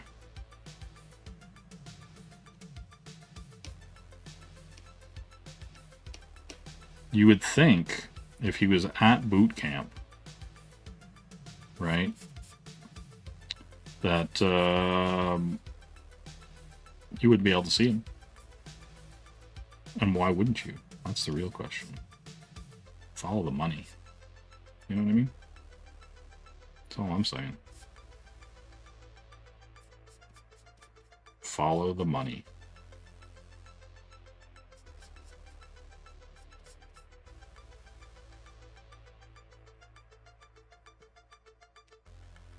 I'm just blending colors. You know how it is. Don't worry about it.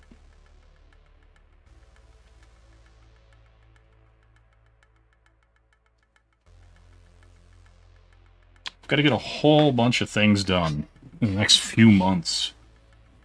I recently purchased my store domain, my web store, and all that other fun stuff. And man, I cannot believe the amount of like junk email you start getting the second you purchase your .com. I'm getting more, you know, Kurjeets and Gurdeeps emailing me, asking me if I want graphics or design work for my website. I'm like, Jesus Christ. Settle down, everybody. Settle down.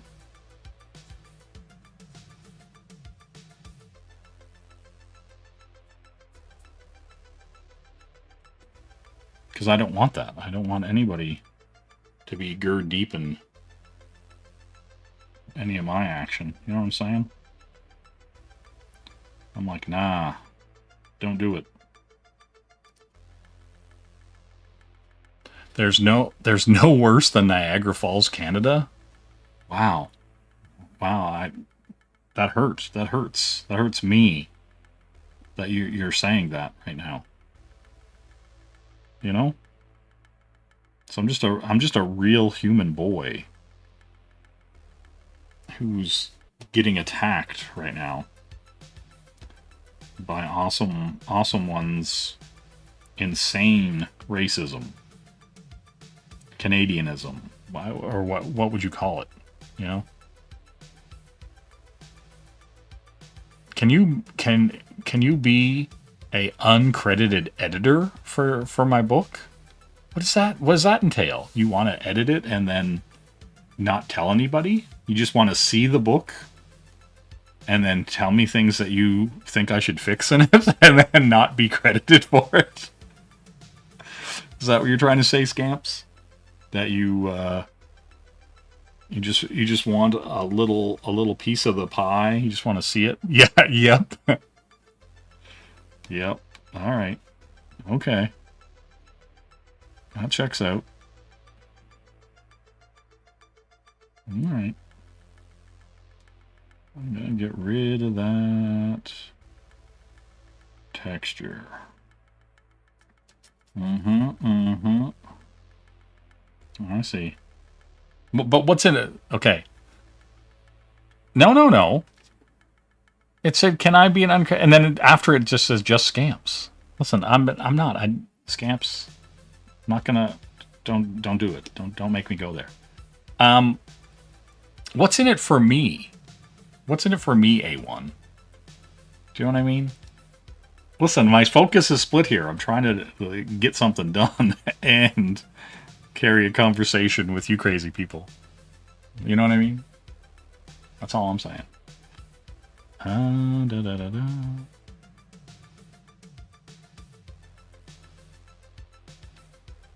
You know?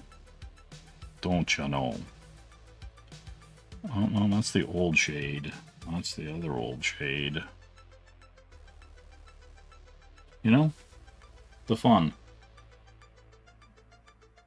That you have to double up and do all this. Where is that at?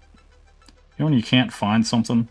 This is why you should name your layers, right? This is why not naming your layers is a bad thing.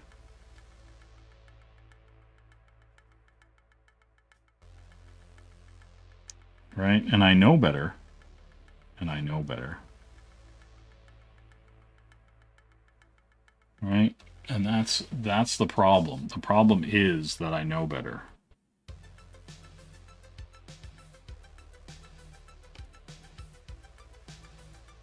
Do do do do.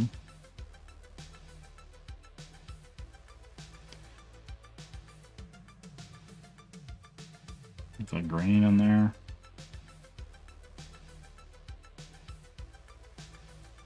And then this, need to lighten that face.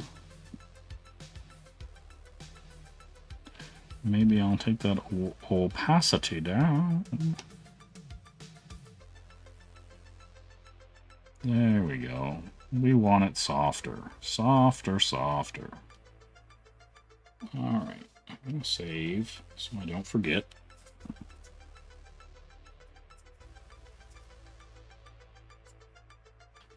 Damn. Listen, it doesn't matter where we're going. Just know that I'm not going to be there. I'm going to do this right quick. And then I'm going to give myself... Select all. Copy, paste. And then edit, undo, edit, undo. Edit, undo. There we go. All right. Now.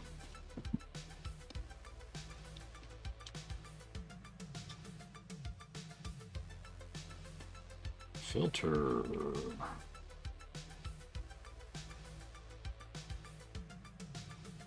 Yeah, it's interesting. Trying to get used to Clip Studio and the way it does certain things compared to Photoshop, and it's very, very different. It's very... Right, like just the way it handles like the tone and color correction whenever you do certain things. It's very bizarre. It is not the same at all, right? When you're trying to get like a certain glow and texture to something, and then like Photoshop handles the way the layers handle overlays and stuff, and if you move them into a folder, it like basically disregards everything you've done, but it doesn't do that in Photoshop. And so it's like you gotta work around it in a weird way, right? Like if you're looking for like the same texture and tone on something, and it's just like, all right, I guess I'll do my workarounds. And so yeah, it's bizarre. It's bizarre. Dupe it again. Trying to get that softer glow.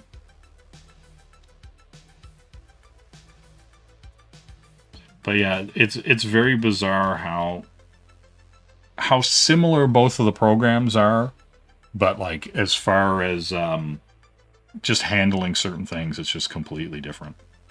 And so half the time, like you have that muscle memory of doing certain things. Like I still have the muscle memory of Photoshop that you just right click and it pulls up your brush sizes. And in this, it's like the color grab. It's very bizarre. And so, yeah, but it also looks very different. It's interesting also whenever you see things on the screen that YouTube is showing, and when I see it on my screen, the color difference is quite a bit, and it's like, you know? And so whenever I'm like messing with stuff and I'm like, oh, I'm trying whatever, and I check it out and I change it and I go, ooh, why is that? not working in the same way that I would like it to work. Right? Like, see how... Yeah, it's very weird. It's weird how it does that.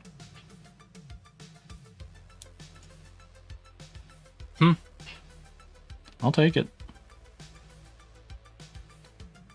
Right? See, it's like very pinky. And if I take it down to the flats, it still has that. Let's try. Yeah, it's more red that way. I don't know. Yeah, we'll flip her back. But yeah, just weird things you have to get used to. And they put out a new Clip Studio 5. I might actually have to look into that. There's got some good new features in it. It's weird. Are you ever just not in the mood to do something? Because I'm feeling super not in the mood. But I'm gonna get my extra layers. Now I gotta zoom out. And then this is the wrong one. There we go. And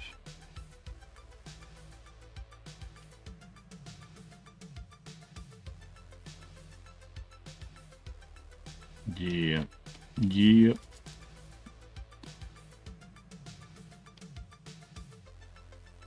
That's the paints layer. That's my shades. Let's drop you down some more, so you're closer in tone. Right, see, this is the whole thing, like, right, everything's so picky, and you're just, like, subtly adjusting things, and it's really fucking boring. Really fucking boring. When you're like, okay, this is gonna be shade, and I'm, like, however many hours away from, you know, doing a highlight things, because I'm trying to get all your base tones and shades down. You know?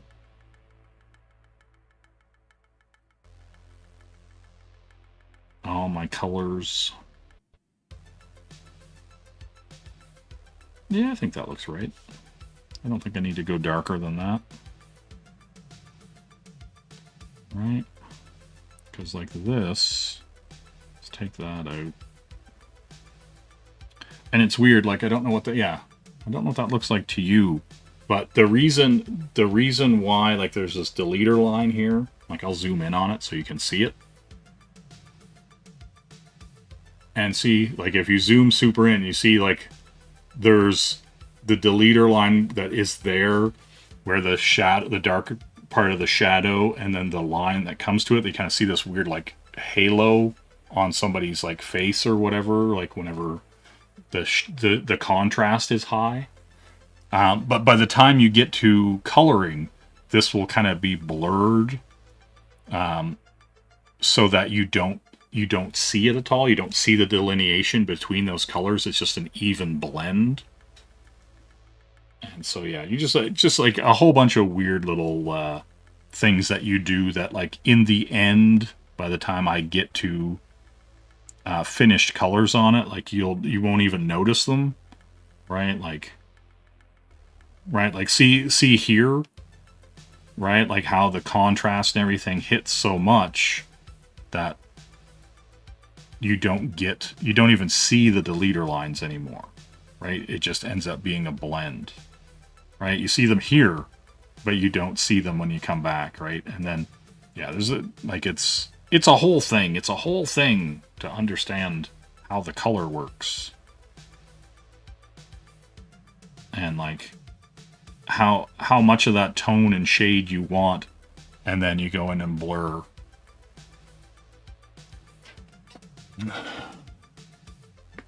I look over at the chat, and I just see how each of our cells has a monitor, and I know that I'm gonna look up, and Awesome One has more for me.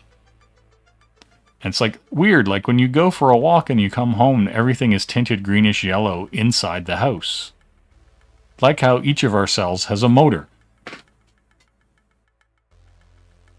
What am I supposed to do with that?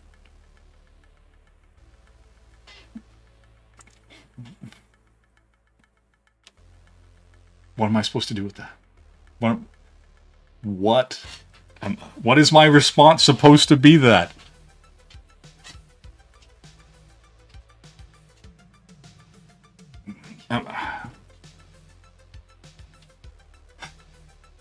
You know, like I'm just listen.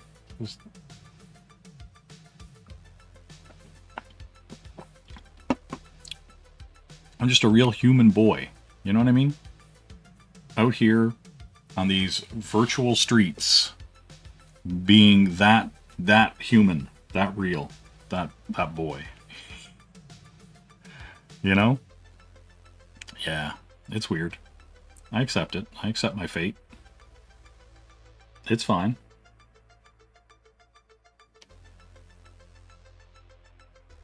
It's fine. You know what I mean? I don't want to die like this.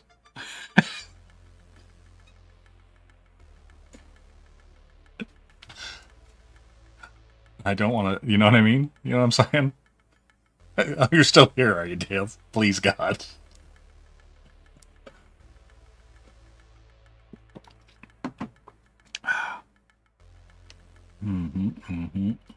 You know how it is. You know how it is, Dale. You know how it is. Ridiculous.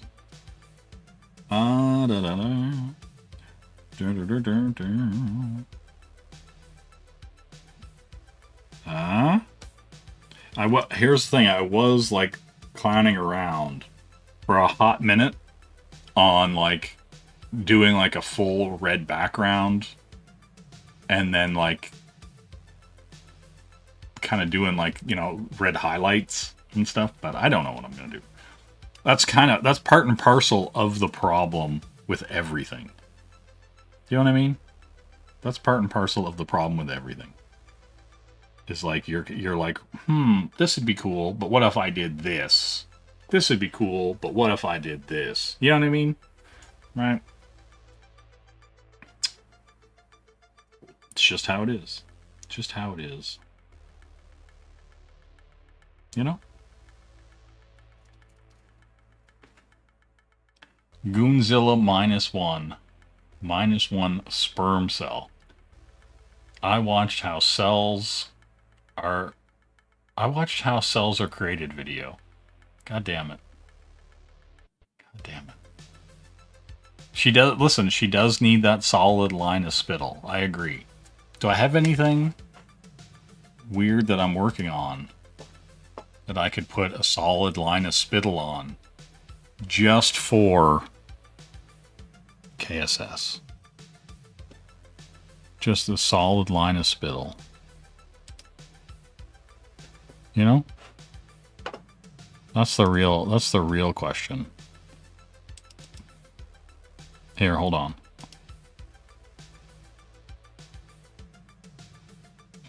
Okay.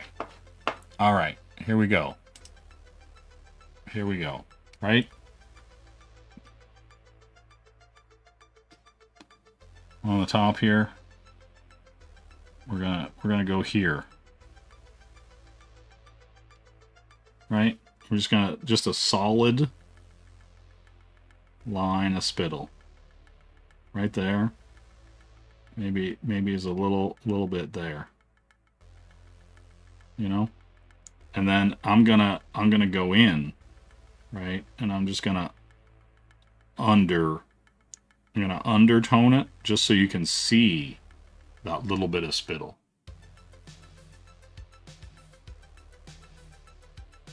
Yes, it is Hammer Girl. You are correct. You are correct, sir.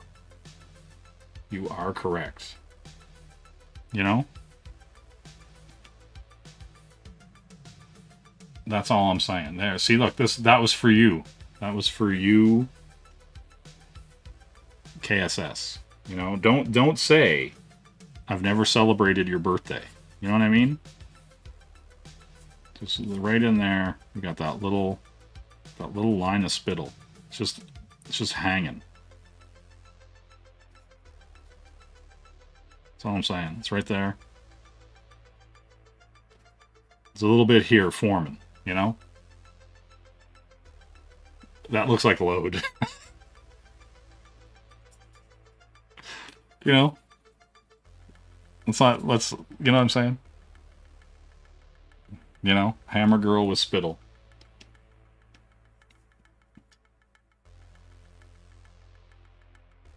That's just how it goes. That's just how it goes, guys. That's the fun of it. That's what we got to do. Sumo, I'm just I'm just helping KSS out. He asked for some spittle, and I gave it to him. You know what I mean? Yeah, it was a very, very happy birthday. You know, I'm not saving that. I'm going back to being a good boy, Sumo. You know, going back to being good. You know, that's all I'm saying. No, I can't show that. Oh, I can show you that. I did this Catwoman sketch. You know what I'm saying?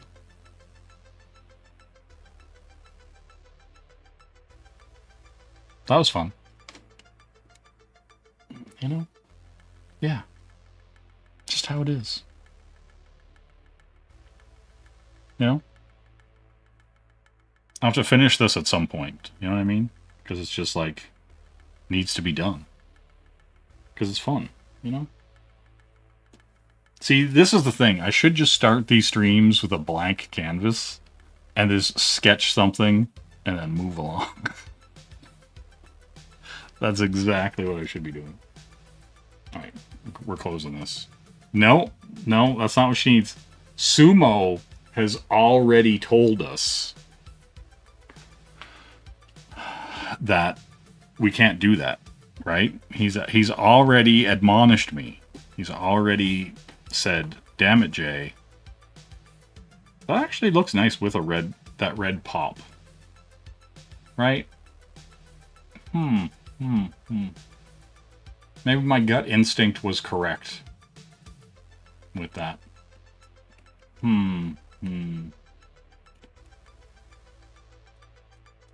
Like I had some spittle, you know what I mean? It's just how it is. Just how it is. But yeah.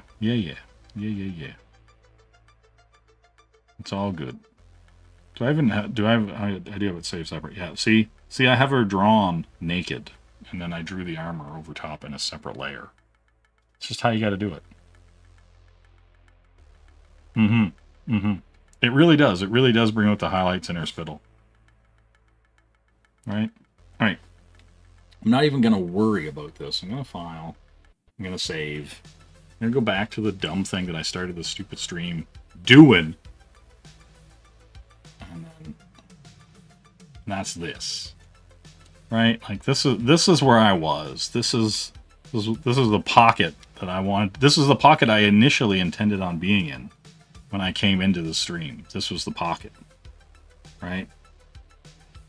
Trying to decide on these tendrils, trying to decide, you know, where we were going. You know? Yeah, listen, we'll get to it. It's just not the head. The Red Sonja isn't the headspace that I'm in. So just messing with it is a waste of my time, right? I have to be in a coloring headspace, and as we all know,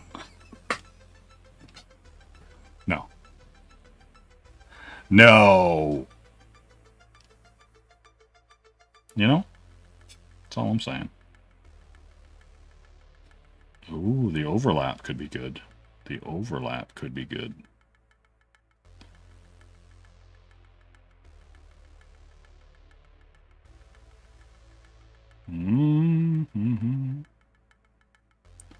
How heavy does that look on screen for you compared to me? That's crazy glow.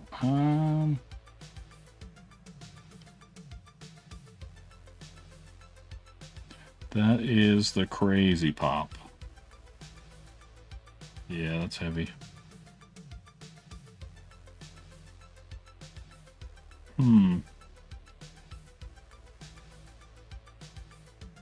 Yeah, see, I still don't know.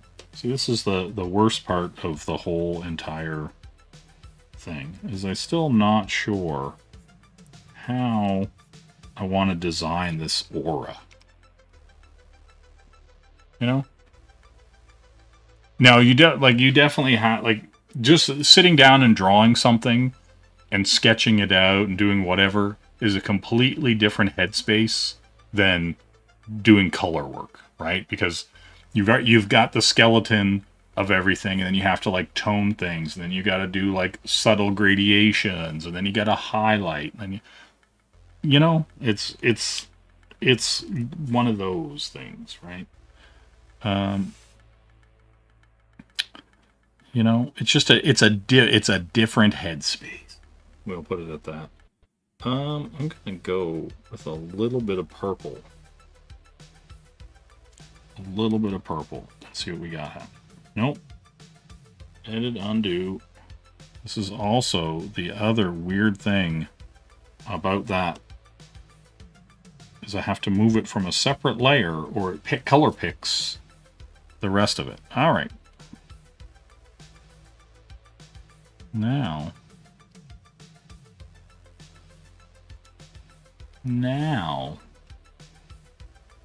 we're in here. We're doing some color work, right? See, we're in here. We're with the hues, and we're trying to. Makes me think of Paul. Makes me think of when Paul reveals he's a worm that poops spice.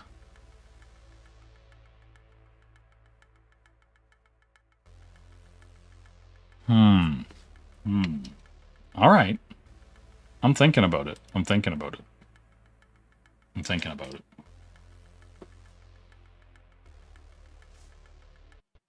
Okay.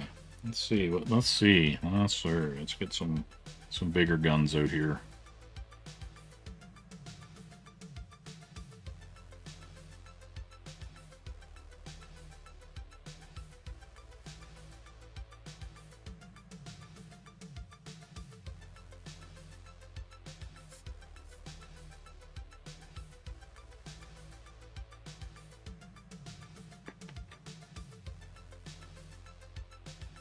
To think the war on Dune is over poop. Amazing. Oh, yeah, yes. The spice must flow.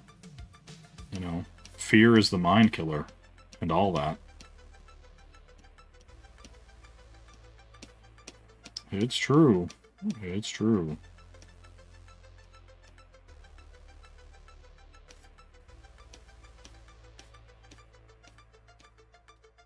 You know, sometimes you have to get the spice, you know what I mean? You gotta get that gourmet action. Just how it is. And see, this is the beauty. This is the beauty.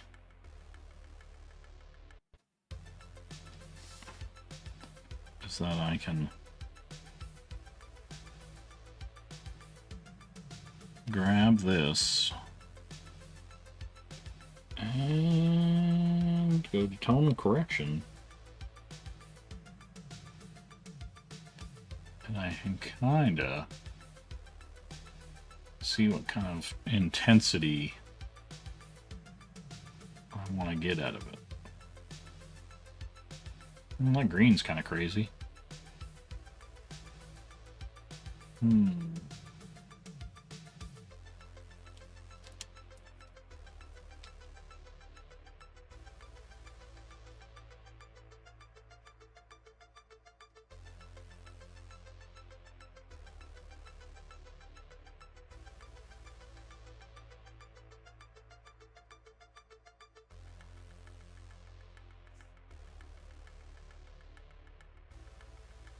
There, we're getting somewhere near the kind of pop and look that I'm going for. I just need it to be bigger. You know?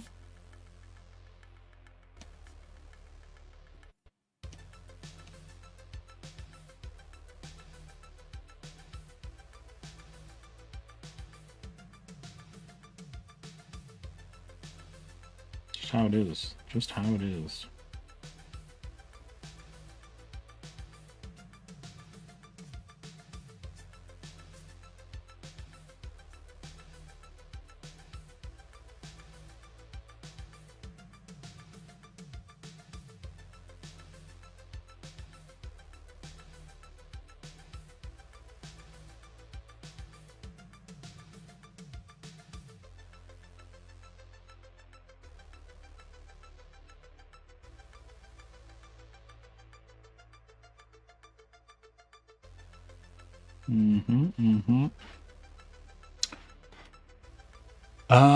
Since the birthday was mentioned, taking a break on birthday shtick. About 2 weeks ago, my brother had his birthday, and a day later, he lost the fight with cancer, so it's depressing for me. Damn. Yeah, I had seen that, people were mentioning that you weren't around. And, yeah, that sucks, man. My condolences, seriously. That's a rough one.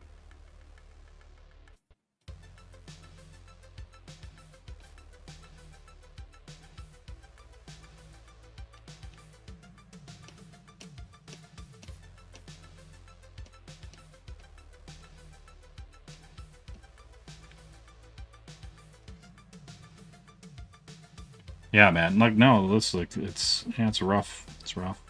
No bueno.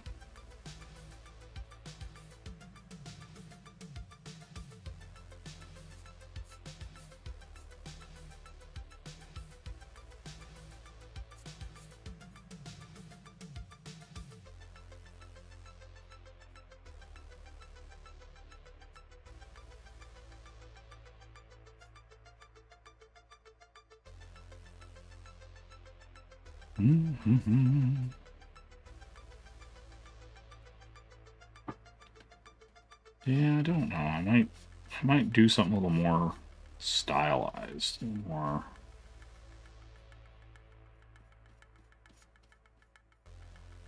Like, it's kind of where I want to go, but not exactly where I want to go. I'm not looking at it and going, yes.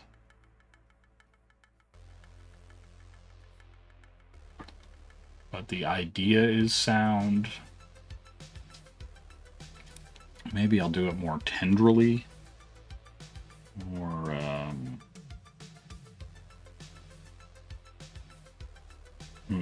it's like...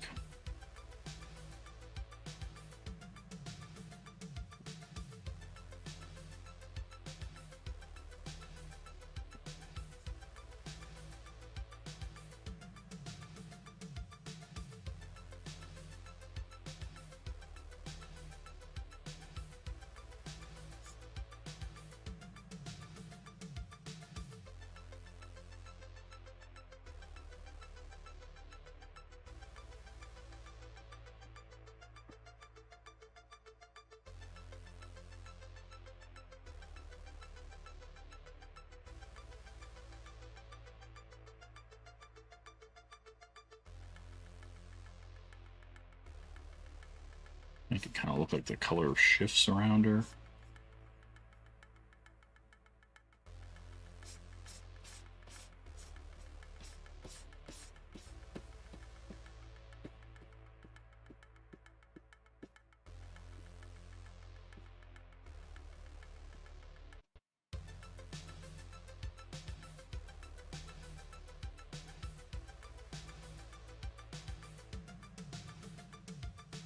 Right. See, and the thing is like the other problem with getting like too funky and too weird with the effect that goes around her is that then you have to do it every time you draw her.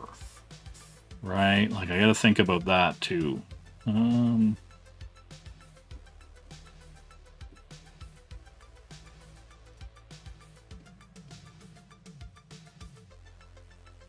That is also the other issue. Right? Because it's cool to create, like, you know, the design or the 1,000 belt buckles on a character or 1,000 patches or whatever, right? But then you got to draw that character hundreds of times over and over and over again, right? And so then you start cursing that design. And so you got to kind of find a happy medium between what you're trying to get across and how annoying it is to do, right?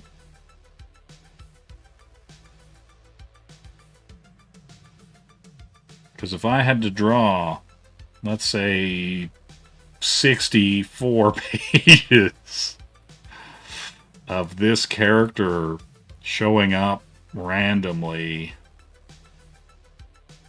doing stuff, doing this effect would be annoying. So that's another thing, you know?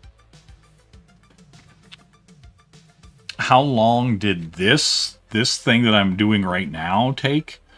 Well, if I get rid of this, the main, like, part of the drawing, where's it at here?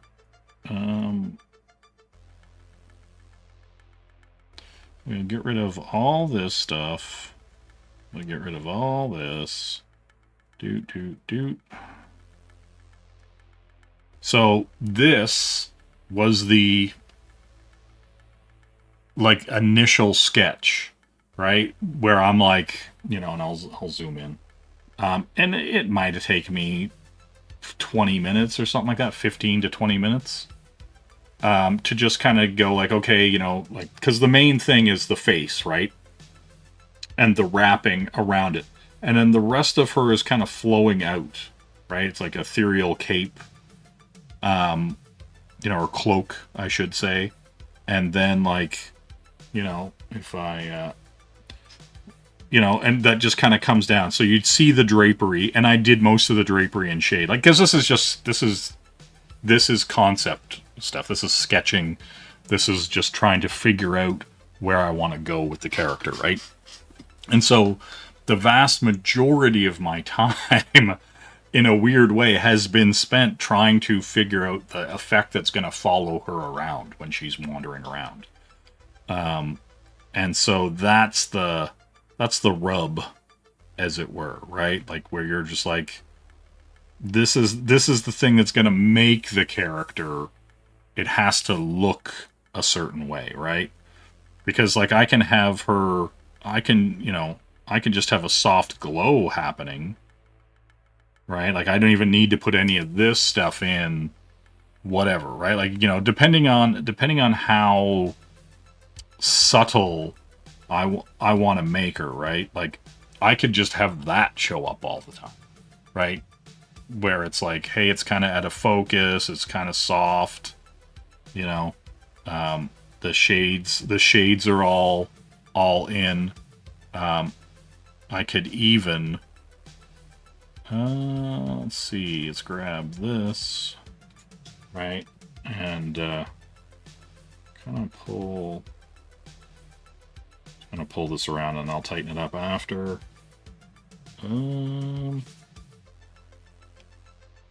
Okay, so yeah, that's that purple. And I'm just gonna multiply it. Right? And then I can... Right, this is just me just literally like riffing it, like being like, okay.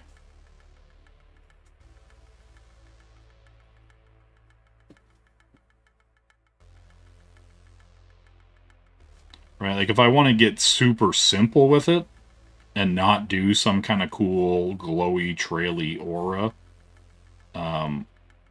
this is probably the way to go, right? Like, you're just kind of like hitting upon all this stuff, but you still get the shapes, right? Like, if you know, and if you're just like out strolling and you just see this thing walking at you, it's gonna be kind of crazy.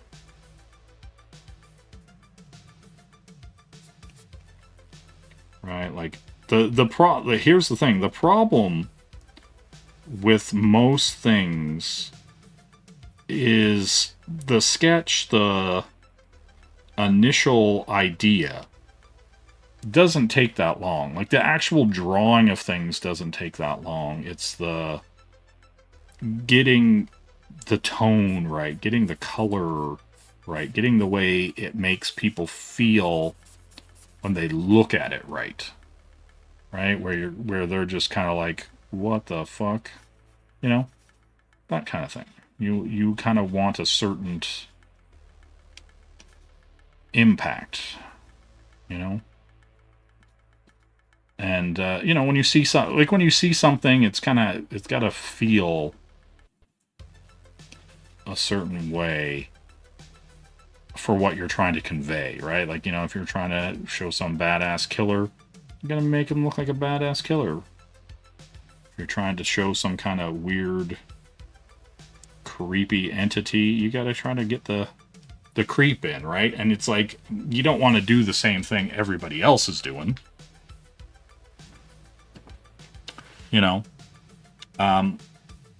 Right? And that's the well, see, and that's the thing, Sumo, right? Like, you know, like, I don't, that's what this stage is all about, right? Like, seeing if I do want or need the tendril stuff and what kind of design I'm going to do with it, right? Like, that's the thing. I could go a billion different directions with it and just kind of see, you know, see what's up, see how it goes, right? Because that's the thing. Oh, excuse me. If I have to draw her all the time, right? All right, say this character shows up in this book all the time, right? And you just see her walking through the desert or walking through whatever, and you just see this glowing white thing going through, right? This apparition. How fucking weird do you make it? How, you know? And so is this walking through the dark and just glowing, just, you know, and in the pitch darkness, is that creepy enough? Is that spooky enough? Is that unsettling enough? Right?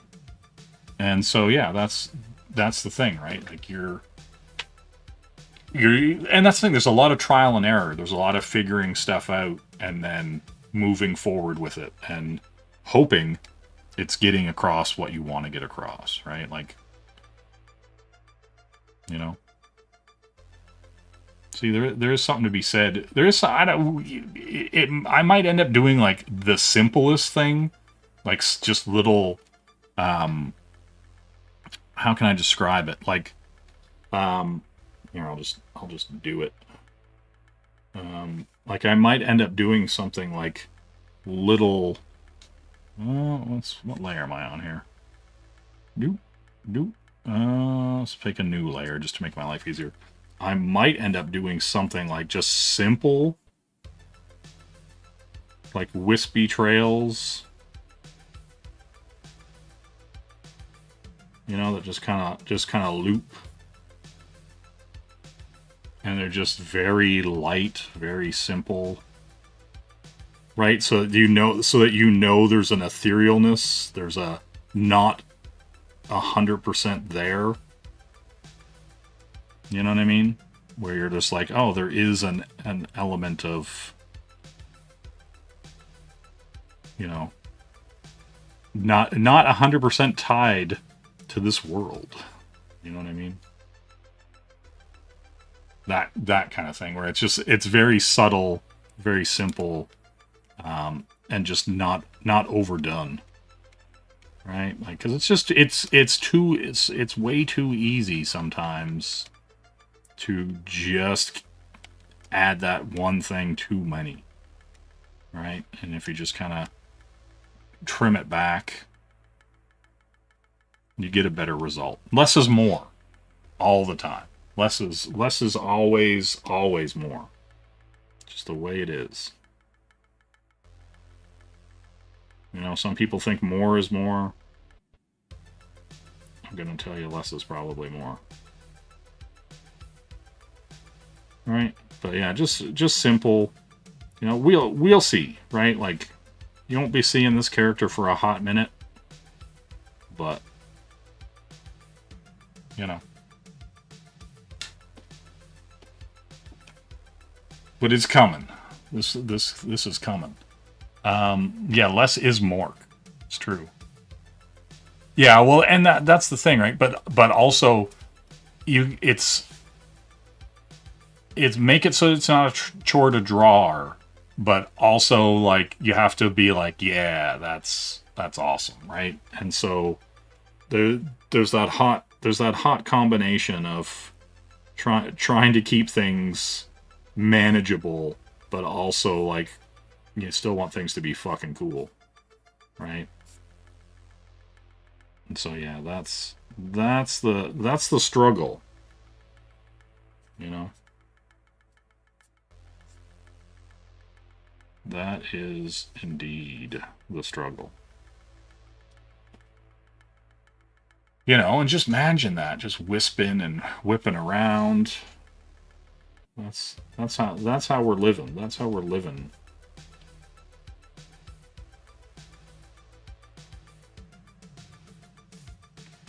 You know? That's all I'm saying. But yeah, like, yeah. And so, yeah, like, and even just like the tone, right? Like, even just that, like, you know, you can change any of this stuff up, like in a heartbeat, right? And so even just finding the color palette that you're going to use, right? A lot of that stuff changes, right?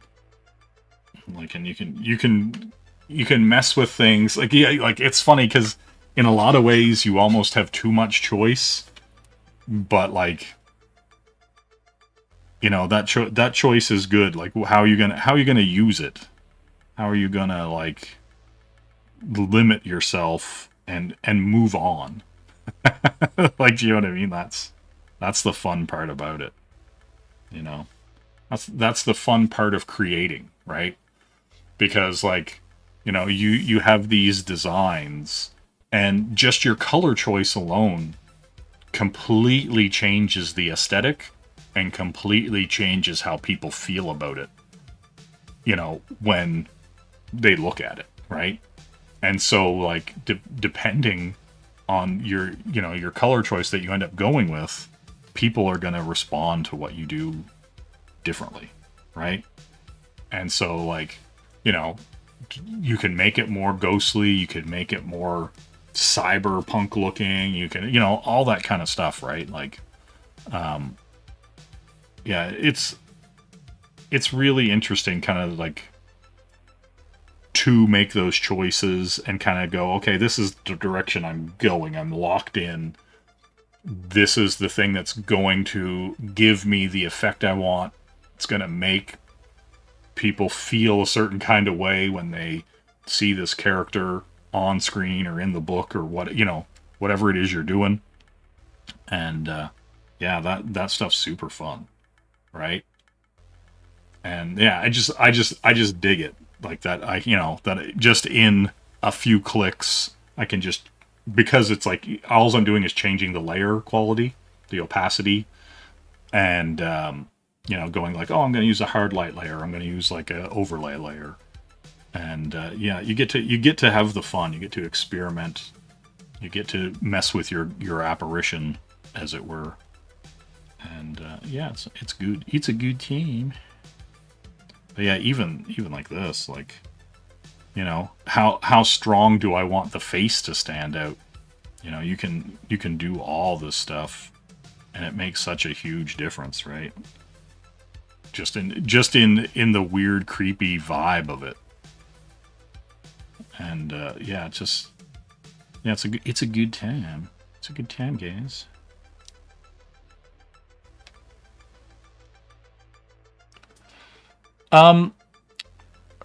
Okay, so you have someone says, but you don't have an image in your head before you start. Well, here's the thing. My initial image of this is what, just white. Just like literally in my head, I was calling it the white.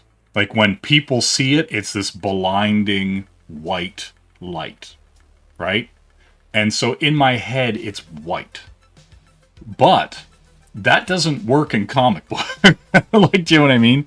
Like, unless I draw and immediately when she walks into the room, everything is so whited out by her coming into it that I have to change the color palette for everything. Or I give her a color palette so that even though from far away, like, you know how like a fire has a really bright like spot in it, or like acetylene torch is just blindingly white. You have to wear like goggles to see the torch, but it has color, right? Like, do you know what I mean? Like the torch has color and it has a flame that comes up in blues and goes to the white, right?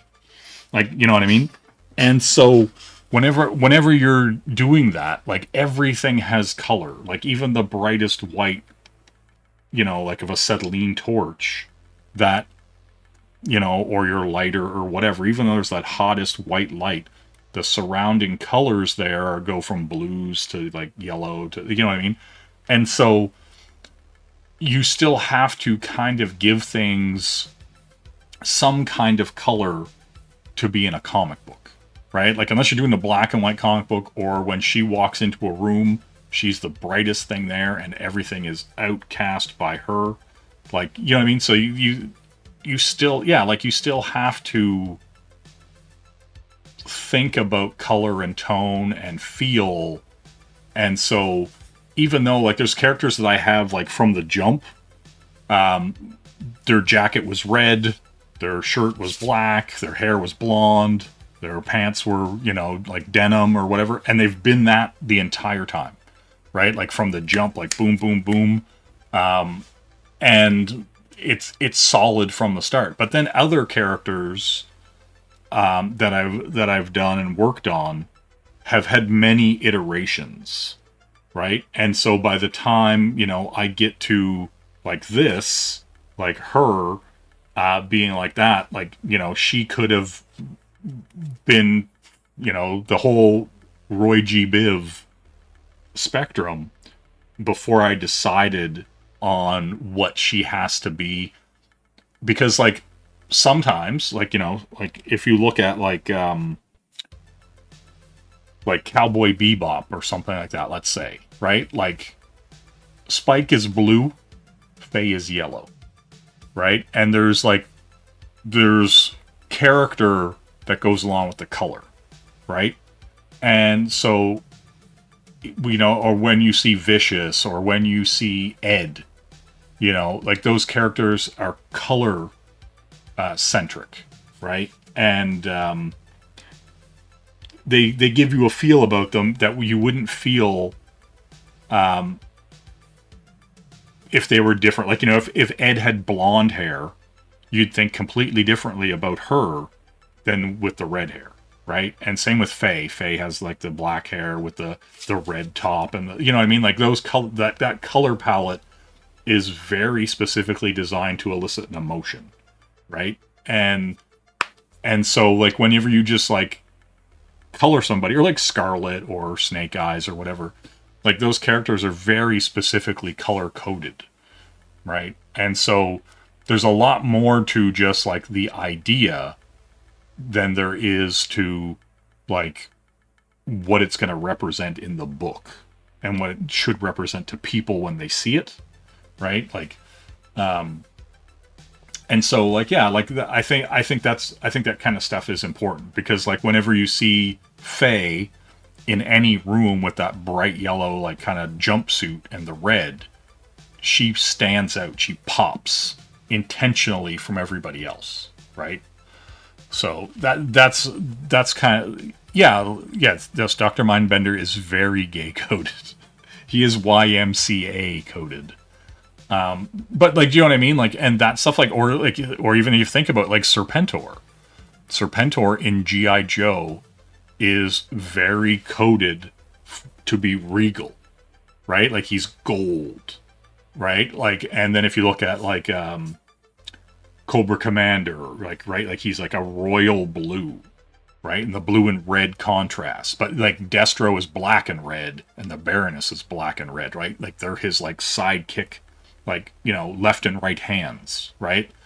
And so they're specifically color coded to be contrast to Cobra Commander, but yet together, right? Like they like, and so if you go and look at like Duke and Flint and Roadblock and Gung Ho, all those characters are very specifically color coded to elicit a response visually from you, and you can tell just by looking at them who the leader is, who the sidekicks are, all that kind of stuff, right? Yeah, it's like same with Jem. Jem, like, you know, Jem is like the bright pink, like she's the pop, she's the leader of the band, like, you know what I mean? And it's the same with like the rest of the band are tertiary colors to her. They're not like they're not primary colors, like, right? So they don't stand out ahead of Jem. And it's like He-Man. He-Man is, you know, he's got the red cross, he's got the armor, he's got the blonde hair, you know what I mean? Like he stands out ahead of everybody else. Like and they're all color, like Man of Arms is green. He's like a set back character. Like yeah, all that stuff is done very deliberately.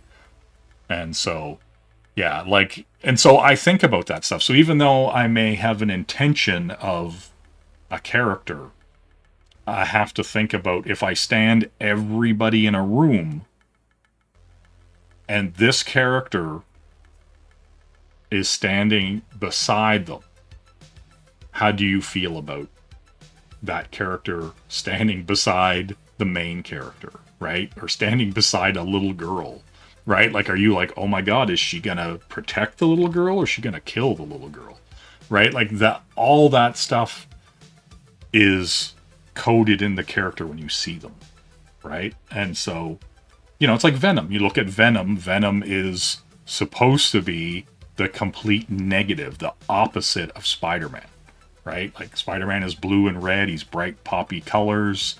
Venom is black and white, right? Like, yeah, like, yeah, all that. There's a ton of like theory behind color. There's a ton of like emotion specific. Like when you have a guest room, you paint it yellow because you don't want people to stay in it.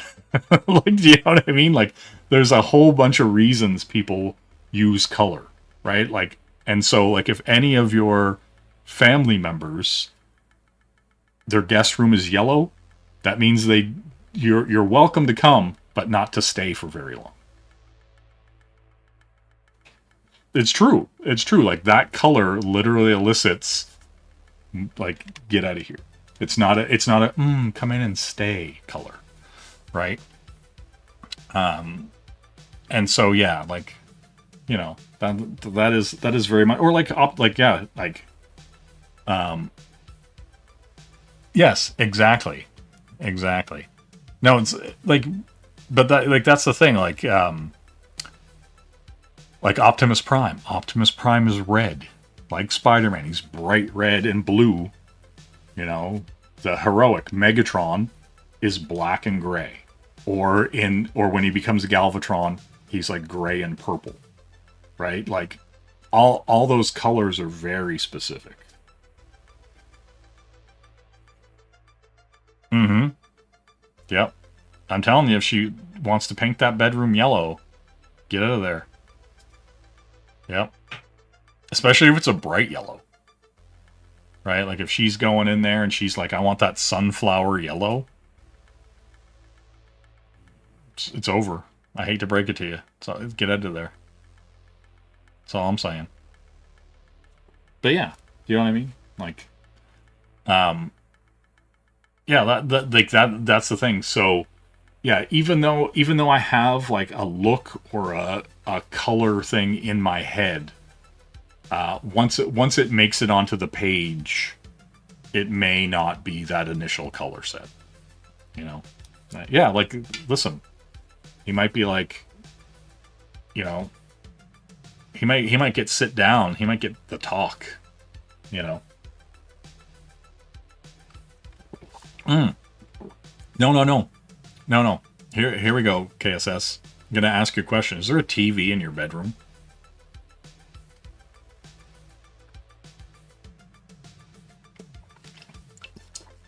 If there is, take it out. That's all I'm saying. For the record. And I'm not kidding.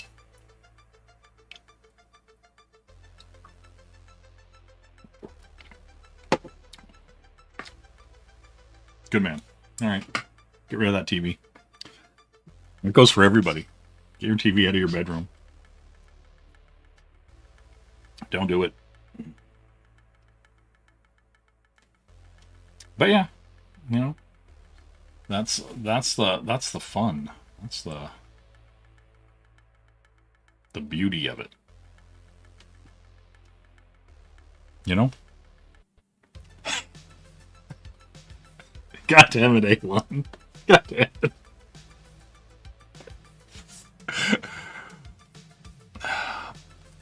It should be very obvious, Scamps, why you don't want a TV in the bedroom. You don't want to be coming to bed and that TV being like, no, I'm watching something. Stop. I'm watching something. I'm watching this. Get. I'm watching it. Now. Get that TV out of there. That's all I'm saying, Scamps. That's all I'm saying. That's why. You know? Listen. Exactly. Like, you get that TV out of there. You know what I'm saying? And then that's when the real movie begins. You know what I mean?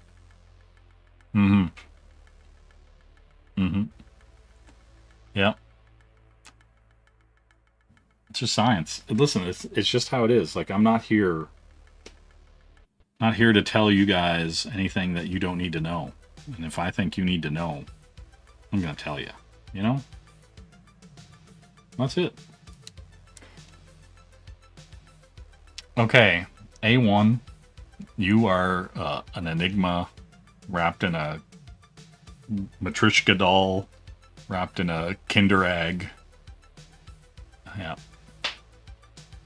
Yeah, exactly. Have the TV in your bedroom if you're single and name Noah. That's fair.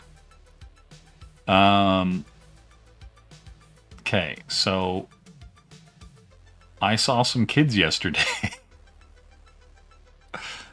Should have been ... goats. Went to the Mennonite grocery store and they make sandwiches and have goats, turkeys, and chickens and cows, baby cows. All right. Never change. A1. Never change. Yeah. But anyway, yeah, like, that's just it. Like, long story short, color matters. Deciding on colors for things. Like, I mean, like, look at Shelby's character that none of you have ever seen before. Rage Tality, right? Like, that character is like purple and gray and gold, right? Or silver or chrome, whatever you want to call it. Like, you know. And so, like, you know, if you look at like a character like Colossus is red and yellow and chrome, right? Like, all those characters are very, like, color coded. Like, you know, red and yellow go together, or purple and yellow go together. You know, exactly, A1, exactly. Nobody knows. It'd be wonderful if people could find out. But yeah, right? All those color choices are very specific and go together, and, like, you know, it's like how you kind of see green, like Caitlin Fairchild in Gen 13, right? She's got the red hair, and she's got the green and purple suit, right? Like, that's that's those three colors go together all the time. Like Lex Luthor is green and purple. You know, he doesn't have any hair, so he doesn't have any kind of red or orange kind of fire happening. But like those color combinations, you know, and they, you know, I mean, use your primary and your tertiary colors, right? And so, yeah, like color theory is very important, and like, you know, there's a reason why, you know, Superman and Spider-Man and like Captain Marvel and like, you know, all these characters share a lot of the similar color palettes, right? Flash Gordon, you know, with the yellow and red, you know. Yeah, it's just a lot of that stuff is very, very color coded and very like very specific. Or Green Lantern, you know, it's like black, green, and white. And then all the other lanterns are, you know, red. They're red, black, and white.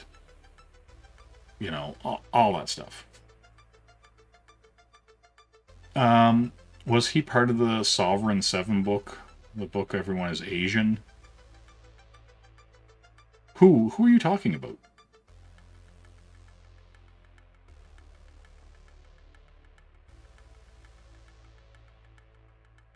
I don't know if Shelby's still on. He said he was going to take a shower. He's probably like drinking a Monster and I don't know, eating a Boston cream donut or something. Which came first, Sam Keith on Marvel Comics Presents or his Alien Earth War work? I think it says Alien stuff. I would assume his Marvel Comics Presents stuff. But I'm not what you would call the biggest Sam Keith guy. Right? Like I know of his work. I know of the Max. I know of a few other things. He did some Cadillacs and Dinosaurs covers that I have. But yeah, I'm not, you know, as far as a lore guy, as far as a history, I'm not what you would call the biggest Sam Keith fan, even. Because like, I'm not in the Sam Keith, Wayshack, Jim Mafood, who else draws, in a way that I find unappealing. Like, you know what I'm saying? It's just one of those things, like, a lot of the stuff is like ugly. Live action Cadillacs, goddamn, will be here forever. Now it's over. It's over for me. Live action Cadillacs and Dinosaurs fan casting. Who are you casting? Oh man. If Keith David was younger, he would be Mustafa Cairo. Jack Tenrick. Oh. See, that's hard. Like, I would almost... Yeah, like, it's weird. Like, do you want people to watch the movie? Or do you want good casting? That's also the different. Yeah. See, because like it would depend. Like if like because okay, see, here's the thing. Whenever they made the Uncharted movie and they cast Tom Holland, I was like, you know what? They should have made this movie about 10 years ago, and Nathan Drake would have been not Nathan Drake. Oh my God, what the hell's that guy's name? The guy from Castle. What's the guy's name from Castle? Oh my God. It's killing me. Nathan Fillion. Jesus Christ. Nathan Fillion. Okay, if I was casting a Cadillacs and Dinosaurs movie, I would cast Nathan Fillion as Jack Tenrick. I would cast Keith David as Mustafa Cairo. Who would I cast as Hannah Dundee? See, here's the thing, right? Like, you'd have, like, the voice actress for Hannah Dundee was really good. You know, and there's not like,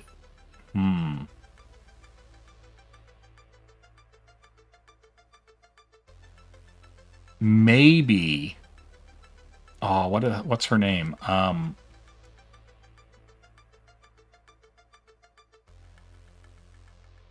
You're killing me. You're killing me. You're killing me, A1. You think you saw... Damn. Yeah, a younger Nathan Fillion and a younger Keith David. Hannah Dundee. Right, because like Wilhelmina Scharnhorst.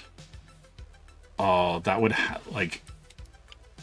See, you would need like a big old crotchety lady.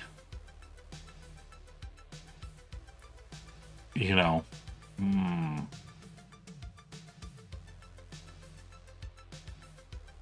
See, like I don't who do you get to play Wilhelmina Scharnhorst? Right? That's like believable. Right? Because she was like a tank of a woman, but she was old and like whiny. Right? Like she was like this weird butch. You wouldn't get Veronica Lake. Veronica Lake like is like the essence of grace. Like what, like, you know, to play Wilhelmina Scharnhorst, no way. Yeah, let's see.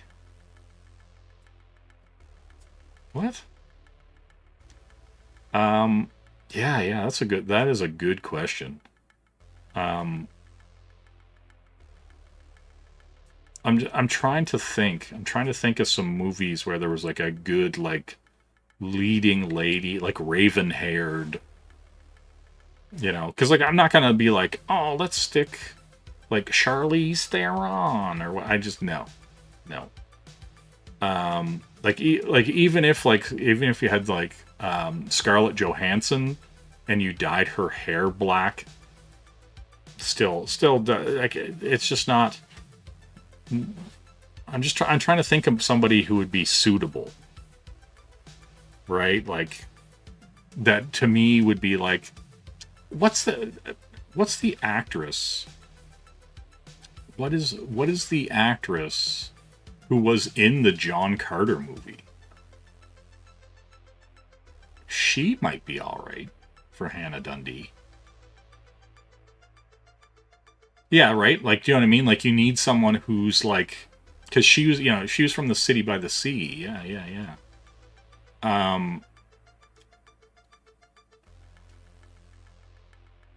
Now I'm gonna look it up. Not Robin Williams. I mean, Robin Williams could play Wilhelmina Scharnhorst. Hold on.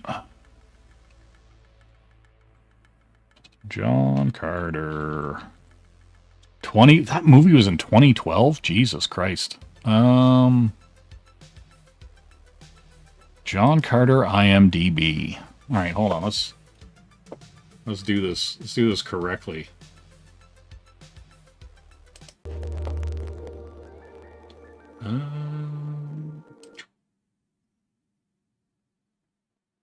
Display capture. Okay. So, here, I'm going to do this. I'm going to move you guys over here so I can see you. And then we're here. All right. Stars. Lynn Collins.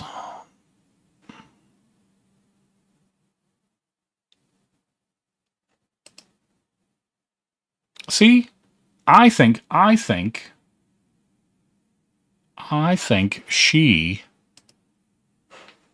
could do Hannah Dundee.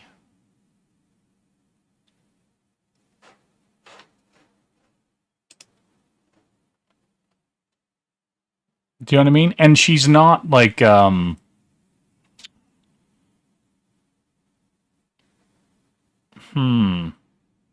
I mean, here, she's, she's a dyed blonde, but you know how it is.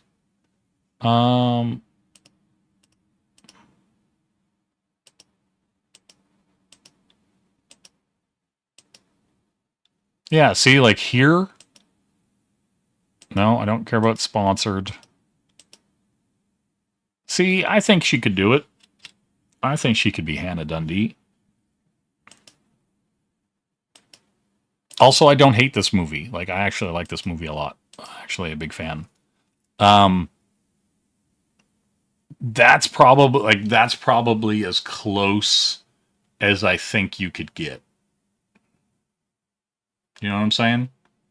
Like I think that's as close as you get with someone who can act. Kathy Bates is Wilhelmina Scharnhorst. But here's the thing though. Like Scharnhorst was big, right? Like she was strong. So like you would either have to like muscle suit her up or you'd have to CG her. Right? Like you'd have to like because like she was like big. You know. Yeah, like right, like that's the thing. Right? And like I don't think this is a bad casting choice. Right? Like I think she would be all right. Like hell, you know what? You know what's kind of crazy? I wouldn't even it's like what's that guy's name? Is that Taylor Kitsch? Yeah. I wouldn't even like be against him being Jack Tenrick. To be quite honest. Like he's old enough now that if you put some meat on his bones, you could probably get a decent Jack Tenrick out of him.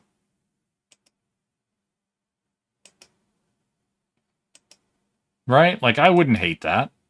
You know what I mean? He'd have to have short hair and no beard. But you know. But I think you could do it. I think he could do it. Right, like because he can do the action. The only I had a weird thought of Carl Urban for a hot second.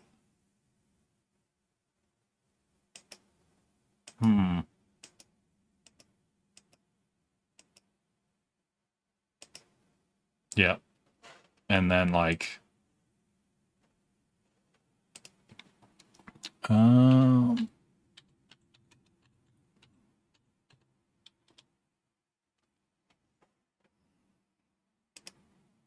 right, Keith David would be great, like younger Keith David though. Like if we're like dream casting, like a younger Keith David as Mustafa Cairo would be great.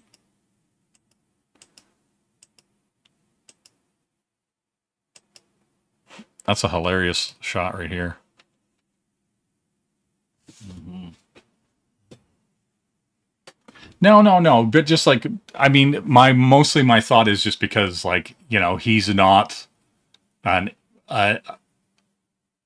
he has an accent, right? And I know he can hide it and whatever. And he was fine in Dread and The Boys and stuff like that. Yeah. Right. And like, see this right here, this movie right here. See, and this is why, like Keith David in The Thing,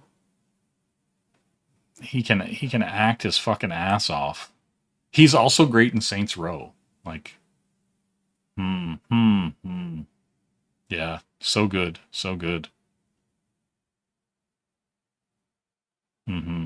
And we all know that he was the Thing at the end of the movie. You know?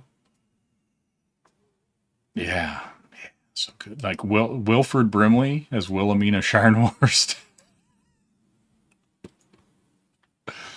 You know? Yeah, that'd be good. That's all I'm saying.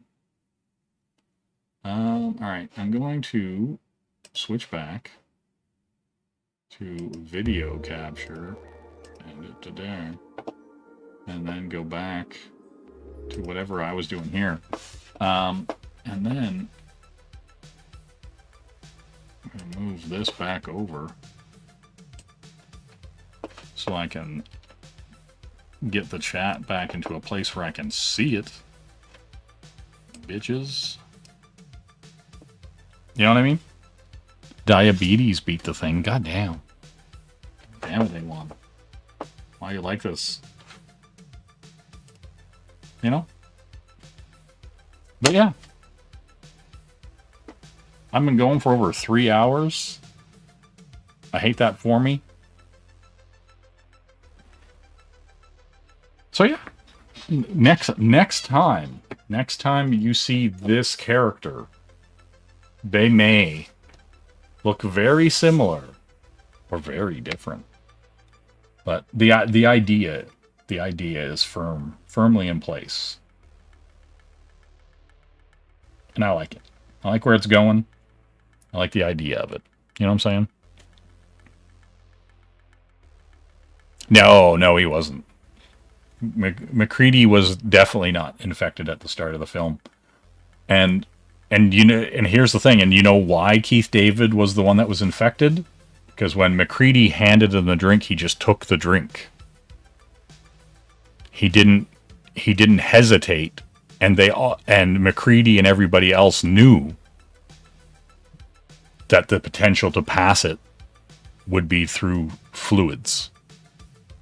And so when MacReady offered him the drink, he knew if he rejected it, he wasn't the thing. He knew if he took it, he was the thing.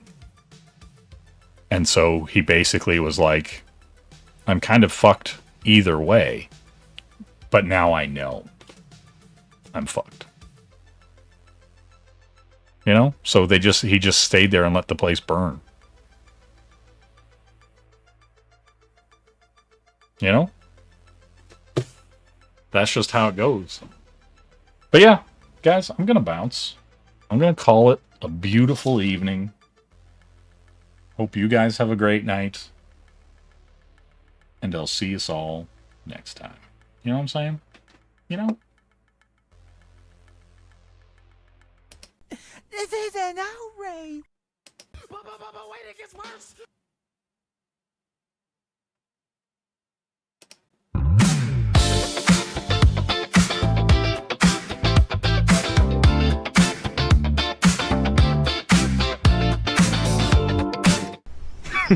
Women. I